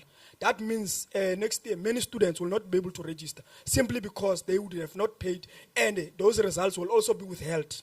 Then also closing their opportunities to apply maybe for funding elsewhere. You understand? So that this can cause many revolts. I don't want to lie to you. It's just a comment, but I can assure you, I've seen it in other universities. This what is being suggested. Then let me go to the issue of undergraduate for bursary, the third item that you presented. I've always asked myself that how is it that WSU says that it wants to become this best university whereby you can even attract a lot of attention, but we don't have internal bursaries just to build our capacity. You have courses, analytical chemistry. You can't even say maybe you can offer a bursary from WSU. You can't even go to the faculty of just a few bursaries. We know very well that in WSU, we have graduates that are very influential in society. Those people, even if they want to give back, they're always surprised that I want to give back, but my money can go missing. Remember that we must be honest also, not to say what, but the monies, they go missing. The typical example is this one that was asked, to say that I've always been funded, but I can't get my certificate because the monies were there, but they went missing. It's a fact. Now I want to check that those people who are influential in society, who are former students of WSU, they can maybe be approached and then just to make a contribution. But we need internal bursaries. And I can see VC is pushing this agenda of research and everything. Those who can have internal bursaries. Because I don't want to be told that a master student, the SRC, must provide a food parcel for a master student.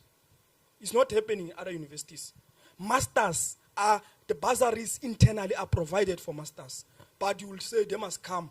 We have a lot of students who are even poor in WSU who are doing undergraduate. Now the SRC must go even to cater for someone doing honors masters. I'm saying that, why I'm saying this, I'm saying that now we need to put systems in place to have those bursaries that can also be available, not just for undergraduate, but this should then also be extended if it's going to be proposed to say we cannot only rely on bank SETA because it's external. And when it comes bank SETA, it is having conditions that does not cater for those students. It will just come and say, give me a list, I want to clear debts. I'm saying let us have these bursaries that are internal, where they can even cater for tuition itself and also can cater for even accommodation and all the other costs that they can, that the student can even just sort of like a living allowance. Imagine you are doing masters, you want to travel and you want to go somewhere maybe.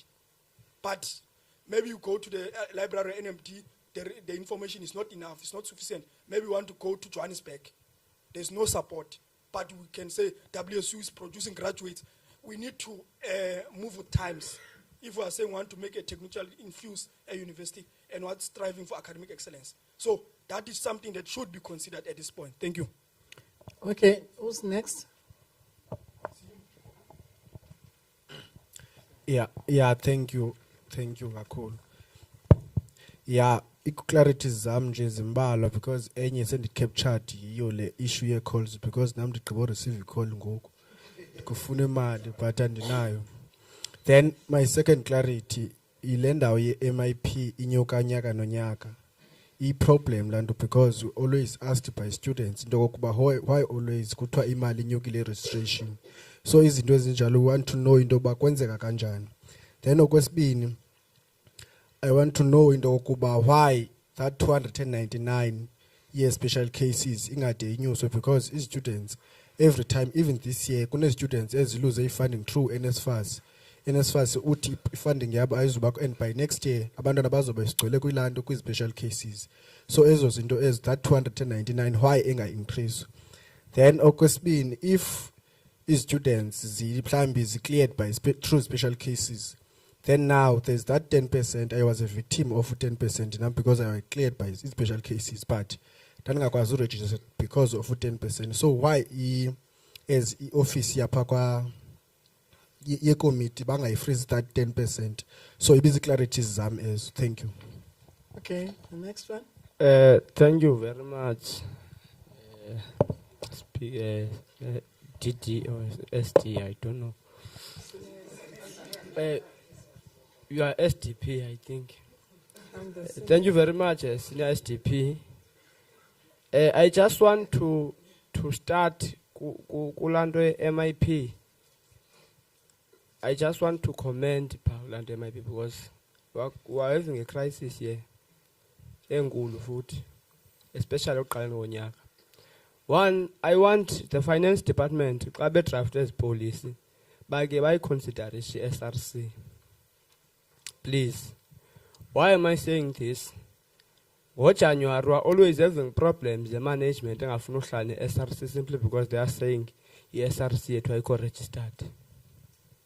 I want the finance department at least kayifake phakule policy yabo MIP ba MIP for SRC because it's guaranteed to SRC. Part of the benefits SRC tuition iyabhatalwa. So it's guaranteed that lo muntu uzawubhatalela tuition ne-res fee. So how can ungafuni umuntu register ubusithi ufuni 4.6 yet you know that the MIP yakhe is going to be paid by benefits SRC ne-res lentu fees zakhe, they are going to be paid. So I want kula policy nifake into it MIPs for SRC during uqala konyaka must be waived nelentu neze-res. Because lo muntu hlezobhatala waivishwe baregisterise kuqala esystemini to fast track lanto smooth running registration.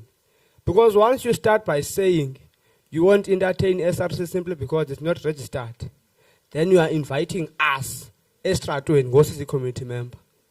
Sizawuya estratweni because we have no one ozosixelela uba sukani uye estratweni because of ABC, because now uzabe a community member uzabe sijoyine nathi estratweni, then you'll have no one to discuss their boardroom.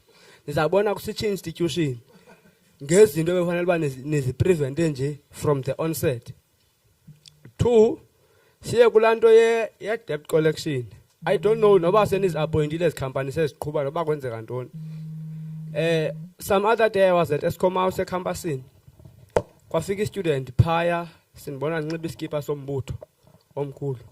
Safika student phaya siyabuza uba bhuti I paid this amount of money from this account number. Is this the account number of the university? Ndathi andiyazi wathi uyi-graduate. Ndathi nansi account number ye-university edongeni. I don't know uba le company bikufonela ubhatale ku-account number yayo because inumber ayisengafumaneki le ayimfonele.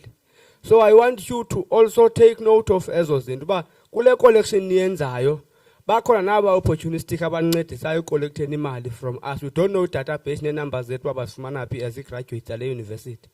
That's one thing that you must note. And another thing, I think i-university mayisixelele xa isigxotha ingafuni sifunde masixelele. Because andizobona sidingo soba ndiqhubeleke ndenze advanced diploma xa ndizazi results abandizozifumana because I'm owing. Xa ndingene nge-special case, how do you expect me to pay i-20,000 ye-tuition mhlawumbi? Why will tell the results just because I don't have money? Just don't allow me to register from the onset so that I know ba andifundanga and andina results. Other than ntoba ndifunda unyaka wonke ndifundele into results ngazozifumana. Thank you very much. Okay, no hands, ne?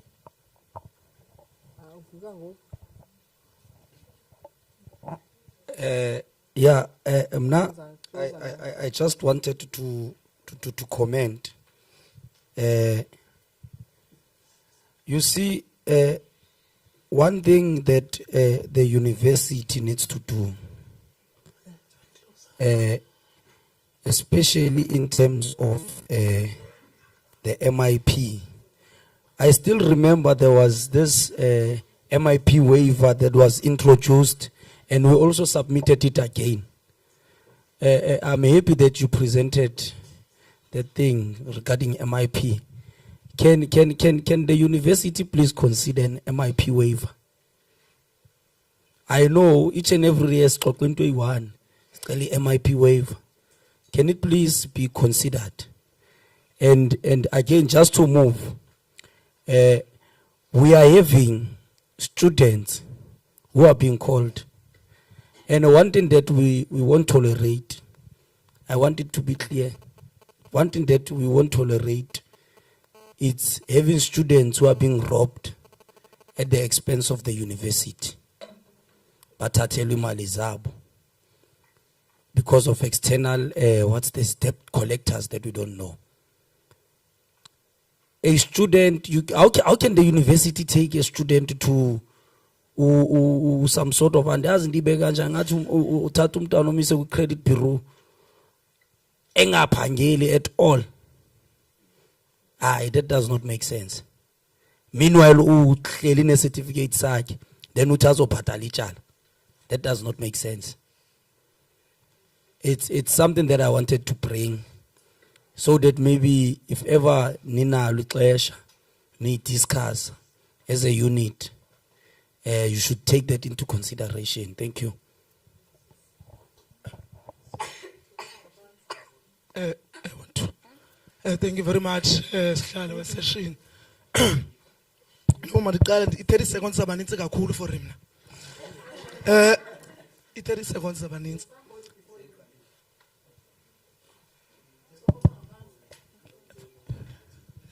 Thank you, Lazola, for your presentation. At least maybe most of the students will be able to air their throat now in terms of the questions. Mine, it's very simple as to say that what is the difference between the council bursary and also the SRC trust fund? Because when we are checking around their statements, the SRC trust fund can be able at least to reduce their debts.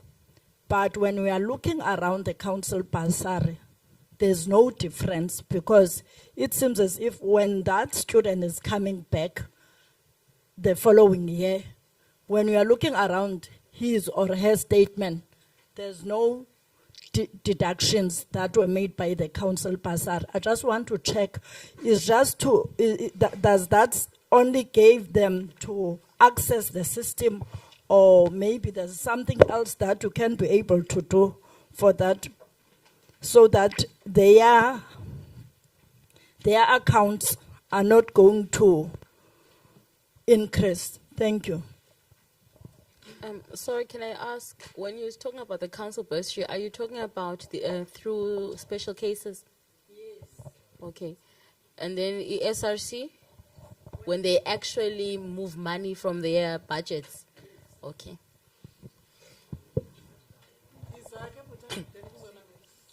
Okay, thank you very much, sister. I just want to comment on the account numbers. Please, sister from Golokala, we have a problem about during right to learn.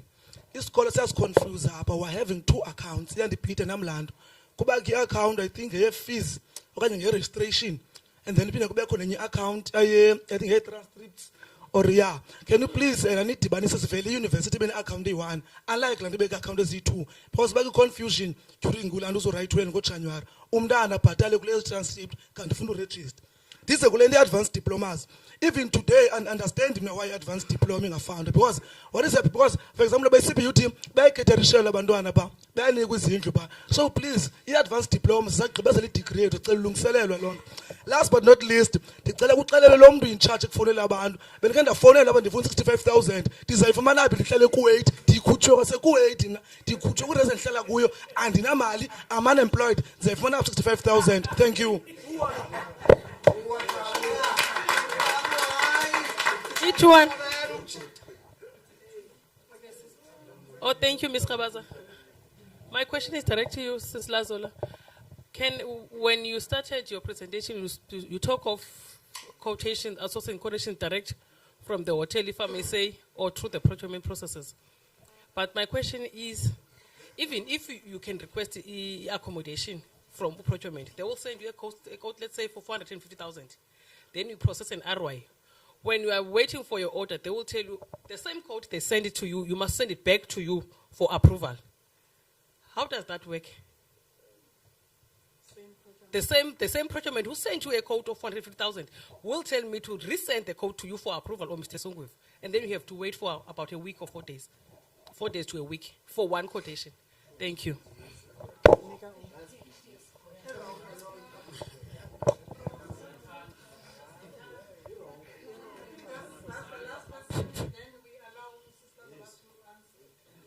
You are not noted. Okay. Oh, sorry. Thank you very much. It was going to be an embarrassment for me not to partake in this festive. Yes. Why? Yes.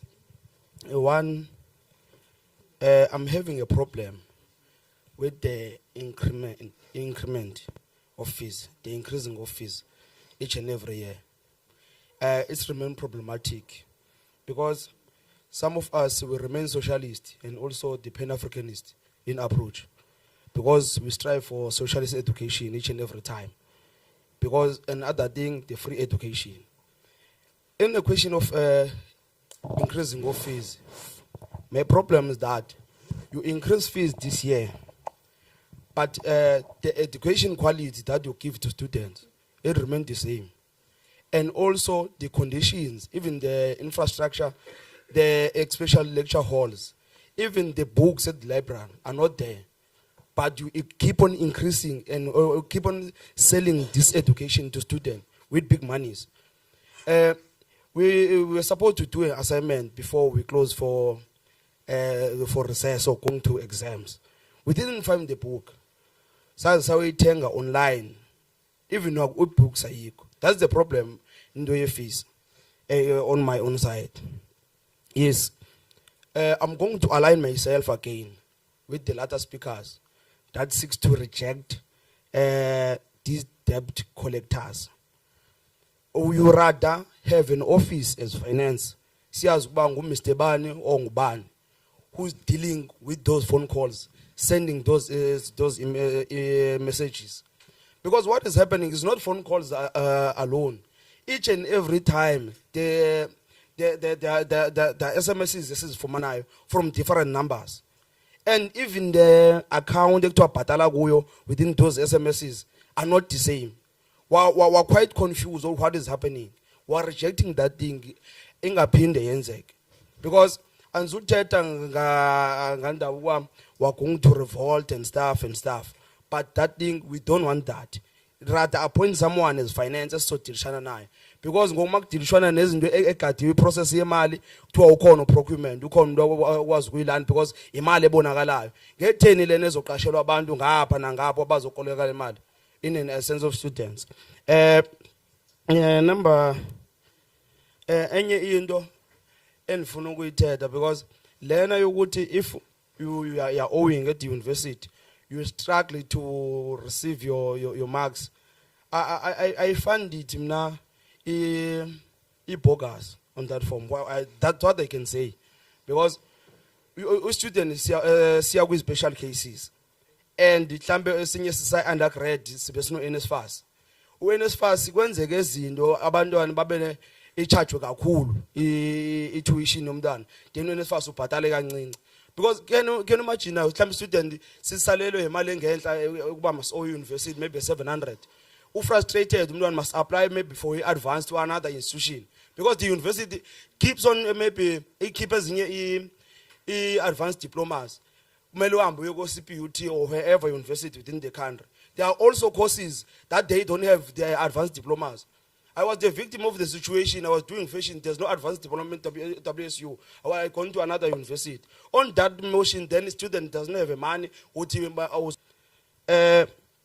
And another thing, even madam, in the special cases, I'm not sure whether Inkokel can charge me otherwise. I didn't see the policy for special cases. That will speak direct.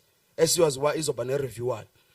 Reason why I'm saying this, we're having guidelines, and those guidelines keep on changing each and every year. That's problematic in a sense. See as well, silindele ngale position in those special cases for next year. Ngokumele sibe busy just kwa so guidelines eziphumile and stuff, and we submit to the SRC so that is debated, and the very same submissions kuzowela ezimbalwa ezinye azizokwazi ukuwela, and ekudilishwana kazo kakhulu yilokhu njani ngabantu abaya kuma advanced and stuff. We want a policy for special cases ezodilishana nayo straight la program of abantwana mabaregistration. Then get a commitment of students, you can do the follow up even there. Then to make sure that student must pay if they have money, because there's no hope. And at the same time, within that policy, each and every campus, my vule 30% were beds if I get advanced diplomas or honor students within the police. That's what is wanted. And another thing, Lena Patelo academic record, Yona and I understand that since my arrival within WSU. Because we are creating Lokunjan qualification. Kubanju certificate and Merupin Patella even academic record. They just give student a academic record and deal with the question of certificate, because you issue in confirmation letters. Must figure me 17 no matter what the institutions I completed my qualification. They want academic record. On that particular time, and they apply online and was one doesn't if man academic record, because even the emails they submitted, even a receipt, the question of the finances I remain problematic. I think my submission will be marked, and the office maybe you are going to agree on what I said. Thank you very much. Okay, thank you very much. Requested that intervention of Special Cases Committee. There was a problem. And now we found that Special Cases Committee is a debt collection process. And in student affairs, we are not debt collectors. Our intervention there is for purposes of students who cannot access the system. We come there because we have as a department, we have an agenda. We want to assist students who cannot access system, because our main purpose is it's access and success. What is the role of your debt collection or debt department, whatever department that is supposed to be like that? The people that are supposed to be collecting debt from the students, because they are those who do that. Or second year of a student, depending on instructional programs. So there is that iba module, ESPE, in service training, iba module. Then power proof of registration, it's also charged with student. And iya batalelwa by respective bursaries or NSFAS and so forth. But the issue that we're having now is that students are not given stipends abangeko funded when they go for a break. And whilst having charged students, we feel like students are being exploited. Then ivela ilityala pa on your portal, kwindo ongakhange benefit kuyo, by virtue of it being charged kuwe. If you say ESPE will be 15,000, kuza minus or other amounts which would be responsible for assisting coordinators as students when going to monitor and supervise them in their respective places of practice. So charge but abantwana bangayinika umzekelo days and indlela ebalwa ngayo is not making sense, because ufumanisa uba phana kwi-portal kuvela 11,000 and you only find that wena wenza break for like 3 months, and then you are only going to be afforded mhlawumbi 1.5 okanye 1,000 rand a month, and like for that particular period you'll be practicing. And then where is the rest going? Because you cannot take the amount times mhlawumbi 100 students and then say it's for lecturers going to supervise students in their respective places of learning. It must be given students to students, because it's not like even without Ilamali, lecturers are not being paid. Students are being exploited up. Students who are not funded must receive their stipends because it's a module that is being charged that they are required to pay for when they leave a premises, a university. And again, I just wanted to advise, because sending a platform, procurement, please.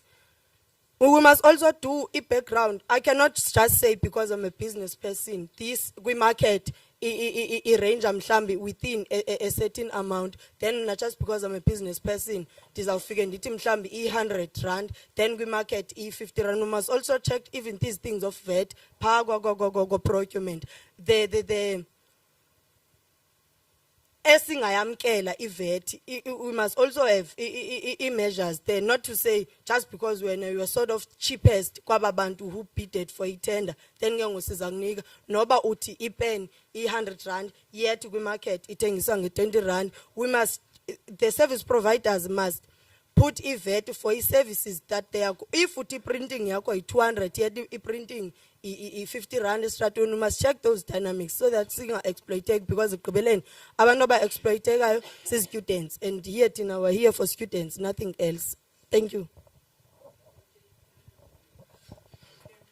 Okay, thank you. I'll take your last comment around procurement as an input. Yes. Ne? Okay, and can I just start with the procurement items, then what was that one now?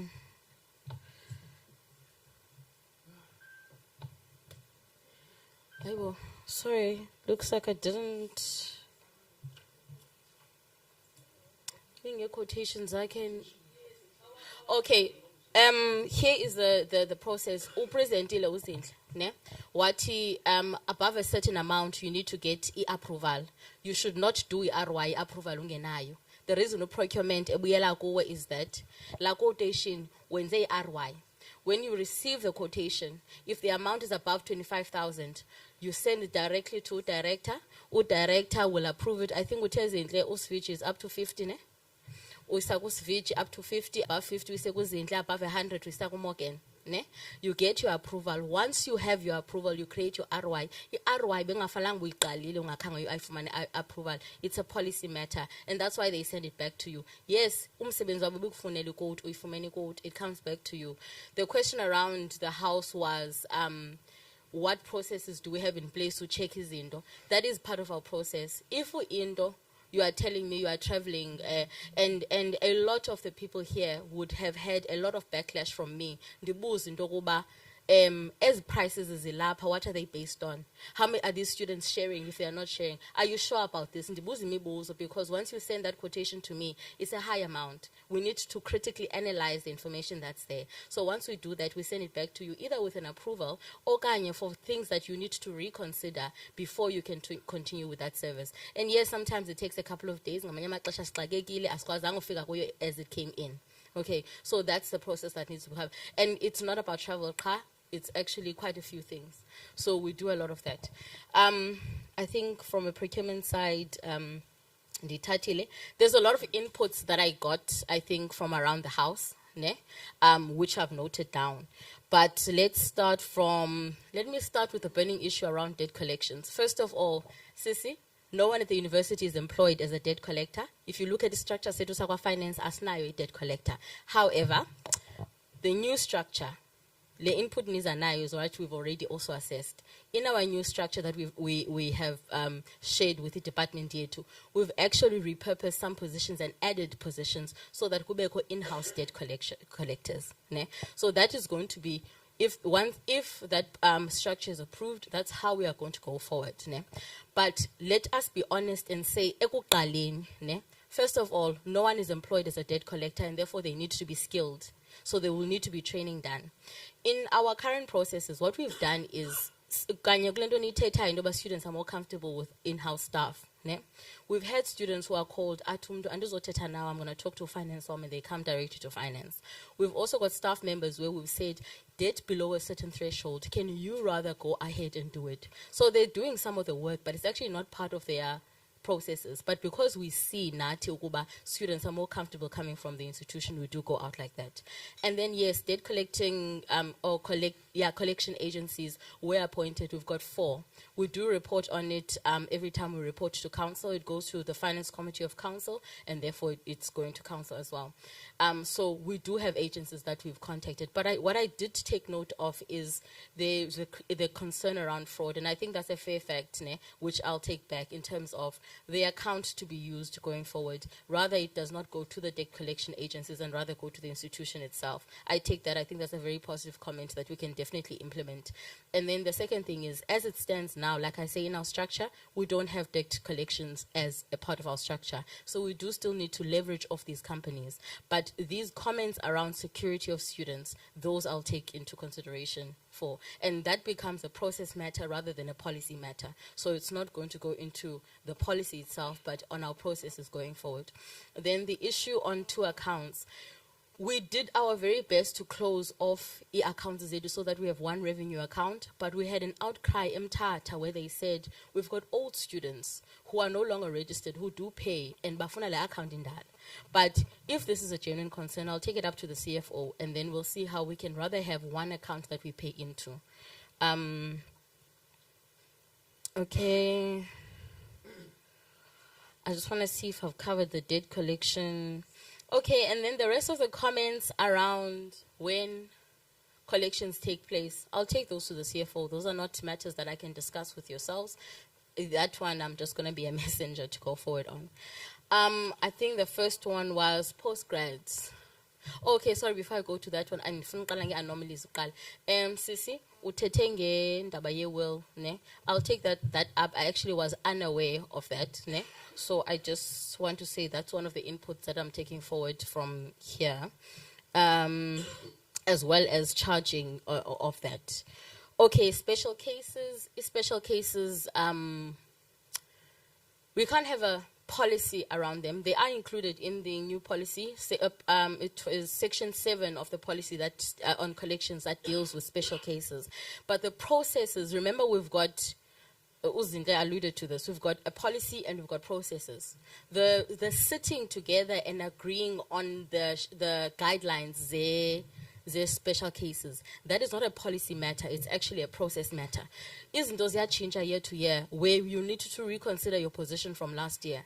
But the policy iti funenga kubekho committee special cases. Special cases committees ohlala ngezizathu ezithile nezithile. It's in the policy, ne? So the guidelines around that becomes a process matter, which therefore needs to be set with on an annual basis.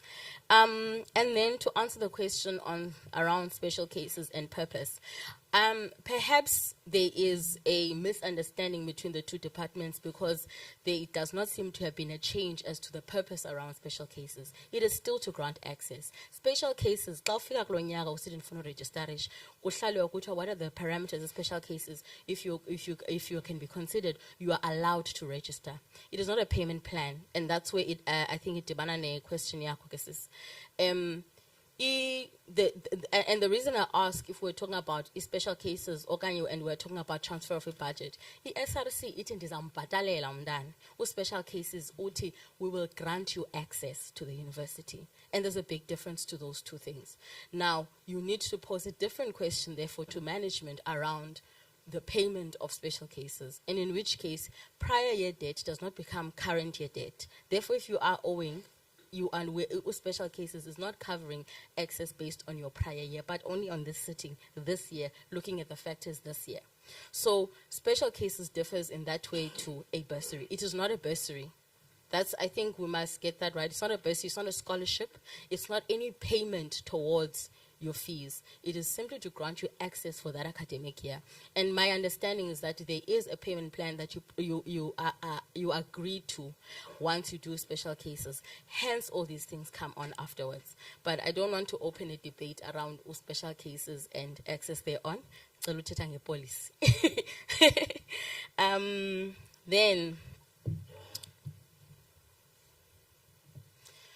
before you get calls, now I'm going to go down the list. Before you get calls around debt collectors, there is a process that is followed to check if a person should be called.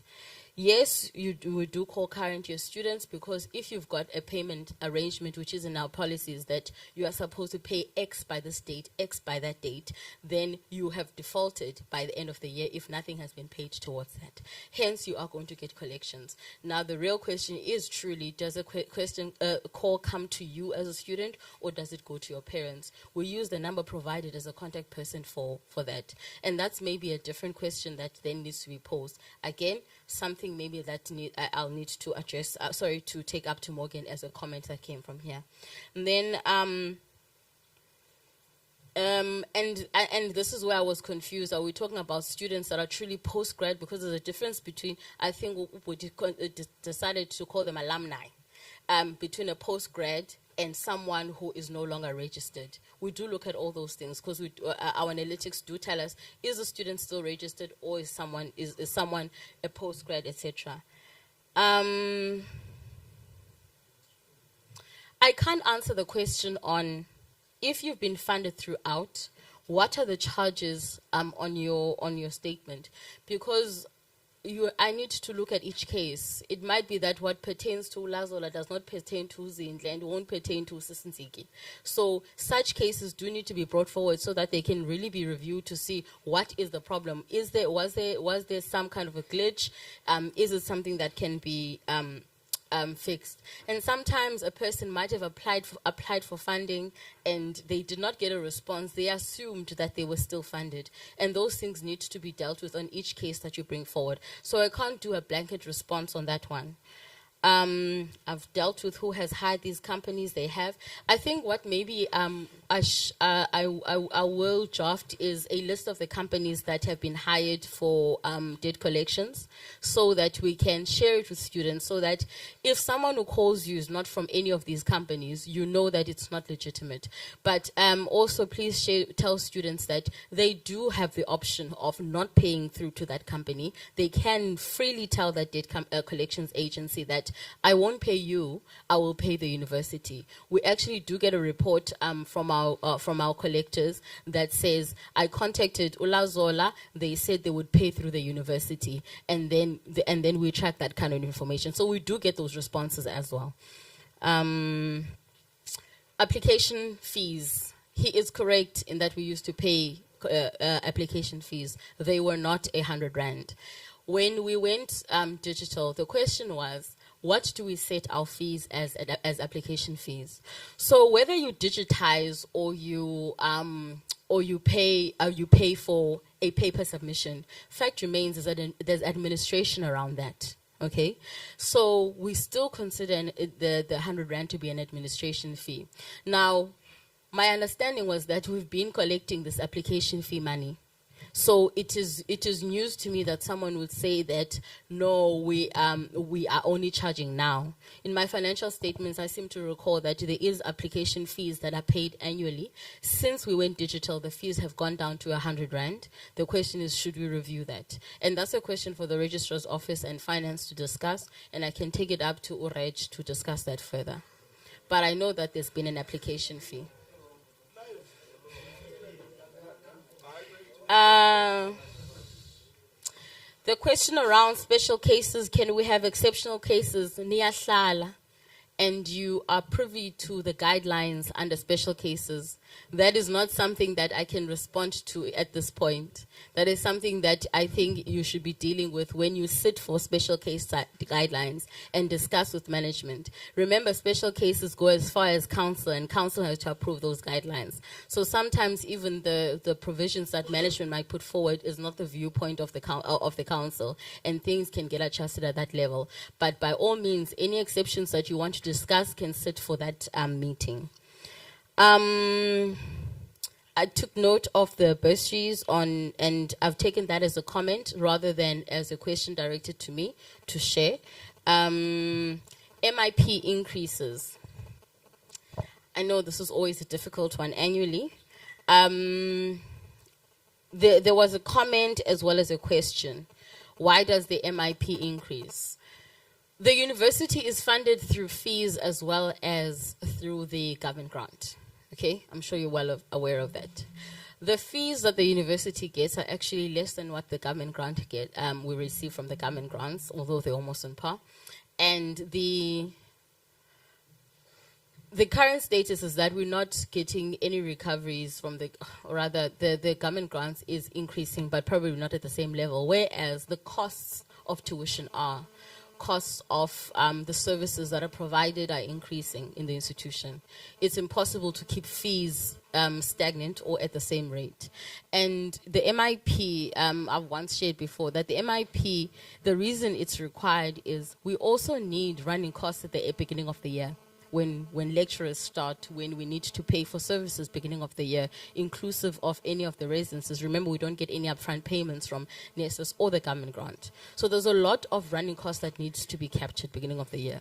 But again, how much the minimum, the MIP increases by annually is not a policy matter, it is a procedural matter. And it's something you discuss with the management and your special cases committees as you sit, or in the committees you sit on, to agree on MIPs and on guidelines. But it's to just shed light on where the MIP goes. The MIP doesn't sit in the coffers of the university gathering sunlight.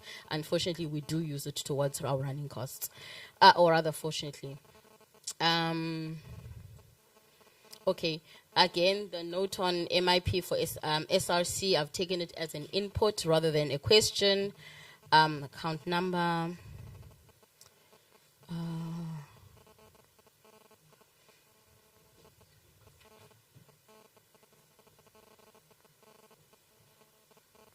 I think I've dealt with everything. Okay. Everyone feels I've covered it all. Okay. Do I have a question and answer this one? Yeah, which one? Oh, okay.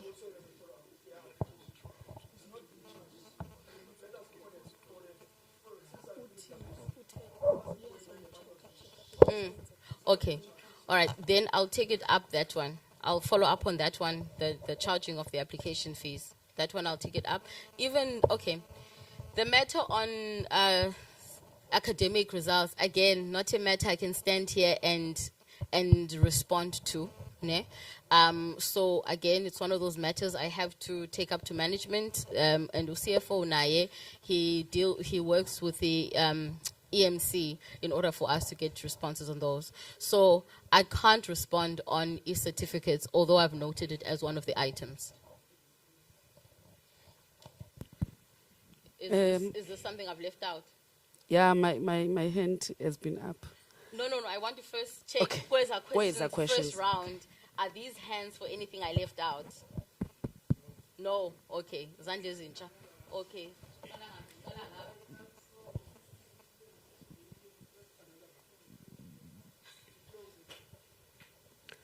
Okay. I want to contribute on the issue of special cases. Because sometimes they cause instability around registration. And the fact that we do not pay attention to detail of what is entailed there. Because there are misconceptions from our sides maybe, and from students. But one thing that touches on us as a department or as a unit is the fact that if registration is continuing and everybody else is catered for, those who are not catered for run to student affairs, and you must do something. That's why the establishment of special cases. Now I see that there is something on the policy around special cases. And from our side, as the initiators of special cases, we do not have a policy on special cases. And it will cause a problem because you are taking a financial side of it, but it has other implications for us as student affairs. And after those guidelines have been established and sent to us, and we are to sit committees, there are unanswered questions that are left for us to deal with as student affairs. And we do not put an emphasis of saying, must we include this as part of what we do? Must we include this in one of our policies so that we match policies during that time? The reason why I'm raising this, there are psychosocial issues that are attached to it. And not having information is also a problem. For example, the issue that was raised here, the understanding was that there's an allocation from council. We were never told it's a waiver.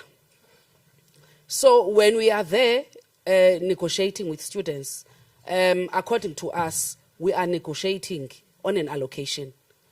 The ripple effect of that is that there is this student that we inform that part of your tuition has been catered for by the bursar, because initially it was said it's a council bursar that goes towards, and it had even an allocation when it started. But we saw throughout the years, I think last year and 2021, when it said it gives us statistics of how many we can help, it does not give us an amount. But when it started, it gave us an amount that you do not exceed 500 for Buffalo City, you do not exceed 200 for Oman. So it came to statistics. What I am raising that needs the attention of management now is the fact that when we are negotiating, Tina, from our side, we look at the merit of this case, and we further assist as a student to say, usukela ngoku ubungena mali yencwadi, so we'll take it upon us into yobana sikuncedise into yobana you get reading material, because most of students that go to special cases, they are outside funding, so they remain our problem after the special cases committee, and you have to do a follow-up. So if you have a policy, even if it's 2 lines, it must also cater for the other side of it, because but into yenzayo umntana ufumana access aqonda uzawufunda singabikho follow up because of how this committee is constituted, and you get the same student go 2022 go 2023 because we are not addressing the issue. So guidelines are not assisting. I'm not saying they are not important, are not fully assisting when it comes to the committee, because one reason is that guidelines, they wait for the SRC to call a management meeting. Okay, a meeting is called where SRC will sit and constitute. Kandi, we have various structures of students. If this thing is a policy, not a guideline that is negotiated every year, then we have a problem, because even the SRC, when it goes there for negotiation, they don't have the mandate of the structure like this to say we input on how this can assist students for access. So my cry is that the intention and also the inputs by financing, now that mhlawumbi 80% of it has been taken over by finance, there is no communication.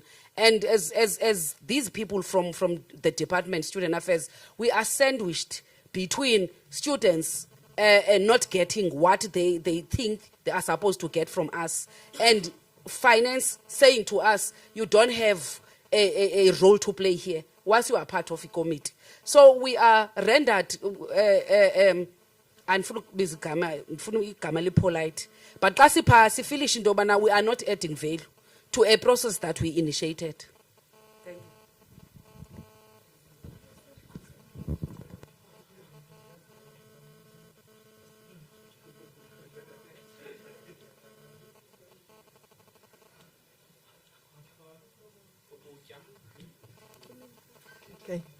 Okay. Thank you.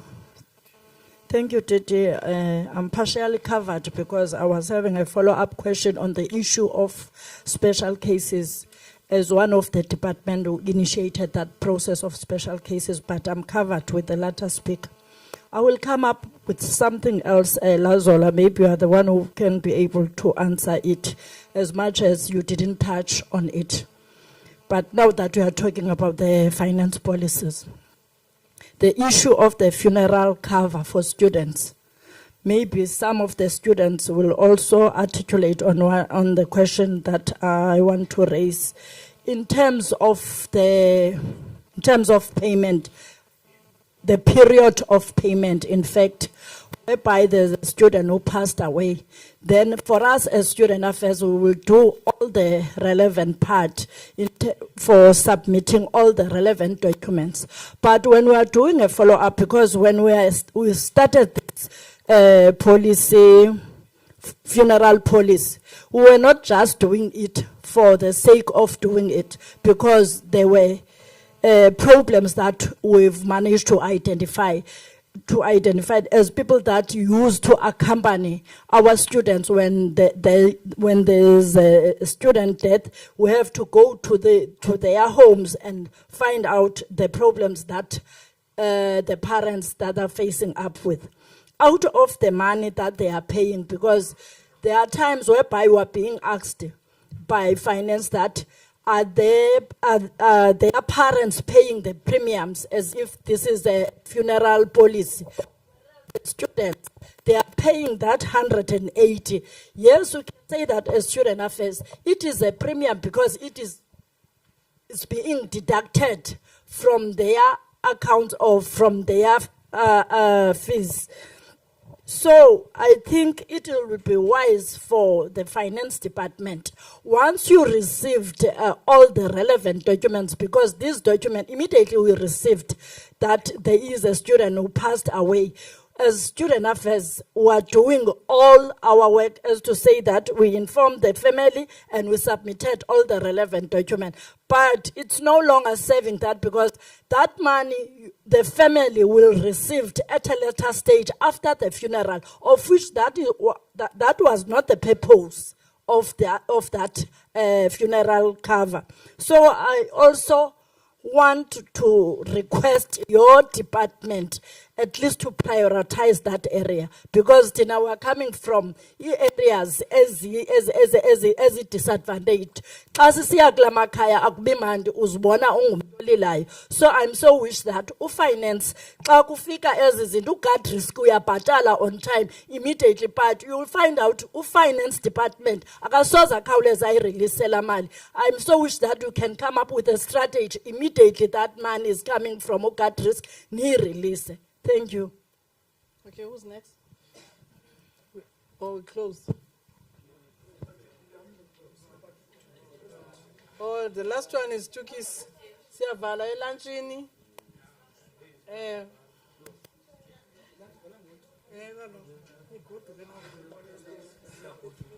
Yeah, thanks very much, members of Parliament.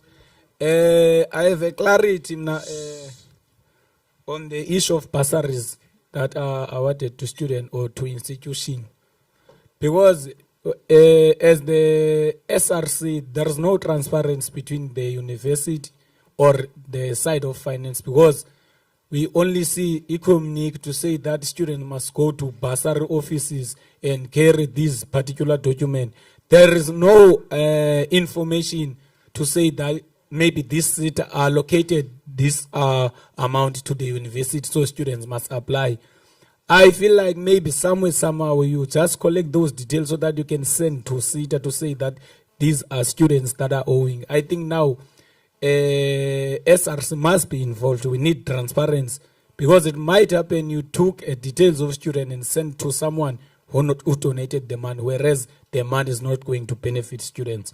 Because if you are saying these are students that are owing the university, we will therefore communicate to them and submit them to you so that we can pay. But we don't see any publication of list of students who say that, indeed, I applied for that bursary, I was assisted, my debt is cleared.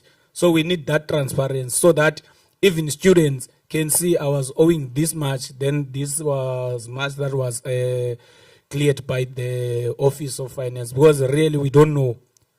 We are not involved as the SRC, or we are not given a full information, and you do not publish back to say we assisted this number of students. I'm still worried about that money was raised by convocation to assist those students, but it's just that we're waiting for implementation, because us from the side of ISRC, we also donated there. I do not trust the university, honestly speaking. Personally, I do not trust you, I won't lie. I saw which Lamal can benefit a student because it was raised by the name of students so that they can be cleared. I also want the same thing to happen. You publish a list to say, these are students applied, these are students that we managed to assist. Because if ever students just apply, others got cleared, others do not got cleared, there is no transparency to say we assisted this number of students. They were owing this much. So I'm worried, serious. I don't trust you. I won't lie. Thank you. Okay, thank you very much, Sisi Ungat. Okay, Then thank you. After that, we'll be closing. We'll just ask the ED to do closing remarks, and then we. Okay. Sis Nsiki, I've taken note. I think you had comments more than anything else. Ne? So I've taken note of those as to taking them up, because I think it's probably a later meeting and we might have to find ourselves sitting around it as well. Okay. And then in terms of the funeral policy payments, I've never seen anything get to my desk that was on time. So I think during the break we were saying that we probably need to structure a process around that funeral policy. So I'll include it on that. But from my when I say on time, I mean that the claim itself happened probably a week after the student had passed. So from my side, there's really an incident where it was late from mine, and the instruction was that once payment is ready, once the request is ready, we have 2 payment cycles in the university, the 15th and month end. But for the death claims, I said when they come in, they can submit them. So that is the current process that I'm working on. Bursaries. I think I've taken that as input, communication on allocation of funds, and as well as to use the SRC in those communications. And then actually there is something that we didn't address in the previous one, which you also forgot. You raised something about why are we not using our alumni? And I think the comments that have come from the same room is comments, they are not new to me, where people have said that they are not comfortable with submitting to paying money over to the university. I think maybe it's a reporting matter to the student or to the SRC or student affairs with regards to some of the monies that we have, and I'm going to include it all in there. But I've had even communications with union members around the same thing, that they've raised the same thing, that Convocation would like to raise funds. And I've said, where we know how much is coming in, we are able to put people in place when we don't even have anything coming through. I've got nobody who's come to me and said, I've got 5 million I want to give to students and I want it to be used in things like that. We can implement processes that we can even be able to report on. It's not getting to the student body. It's only sitting in at our level. So I'll take that as well as an input around communication. Okay, we're closing for today. Thank you very much. Thank you for allowing us to stand before you as a finance. I know we don't often get this opportunity, and like I said earlier, I do value a lot of the the comments that you've brought forward, and I've got a lot that I'm taking back to the CFO as well. Thank you.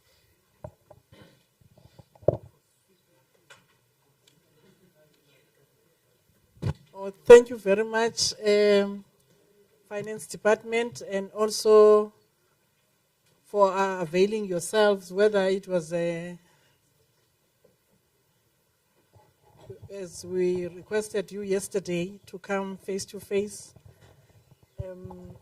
and we appreciate the endeavors that you made to come here, and also clarifying some of the issues that we were having. We were in the dark about, and those that we did not understand, that we understand them, but we understood them in a different way. Without wasting much time, we were going to go for lunch. And then when we come back, The institutional student parliament, we are talking to the premier, so to the speaker. The speaker, we need to hand over the session to the speaker so that the speaker does what he is supposed to be doing with the processes of the parliament. We can't take over the parliament and then leave it that way. There are processes that need to be followed for the parliament to close. So we need to respect that. Can we adjourn for lunch? Yeah. What time is it now? 1:30. Yeah, have to. 1:30. Can we be back here? Thank you.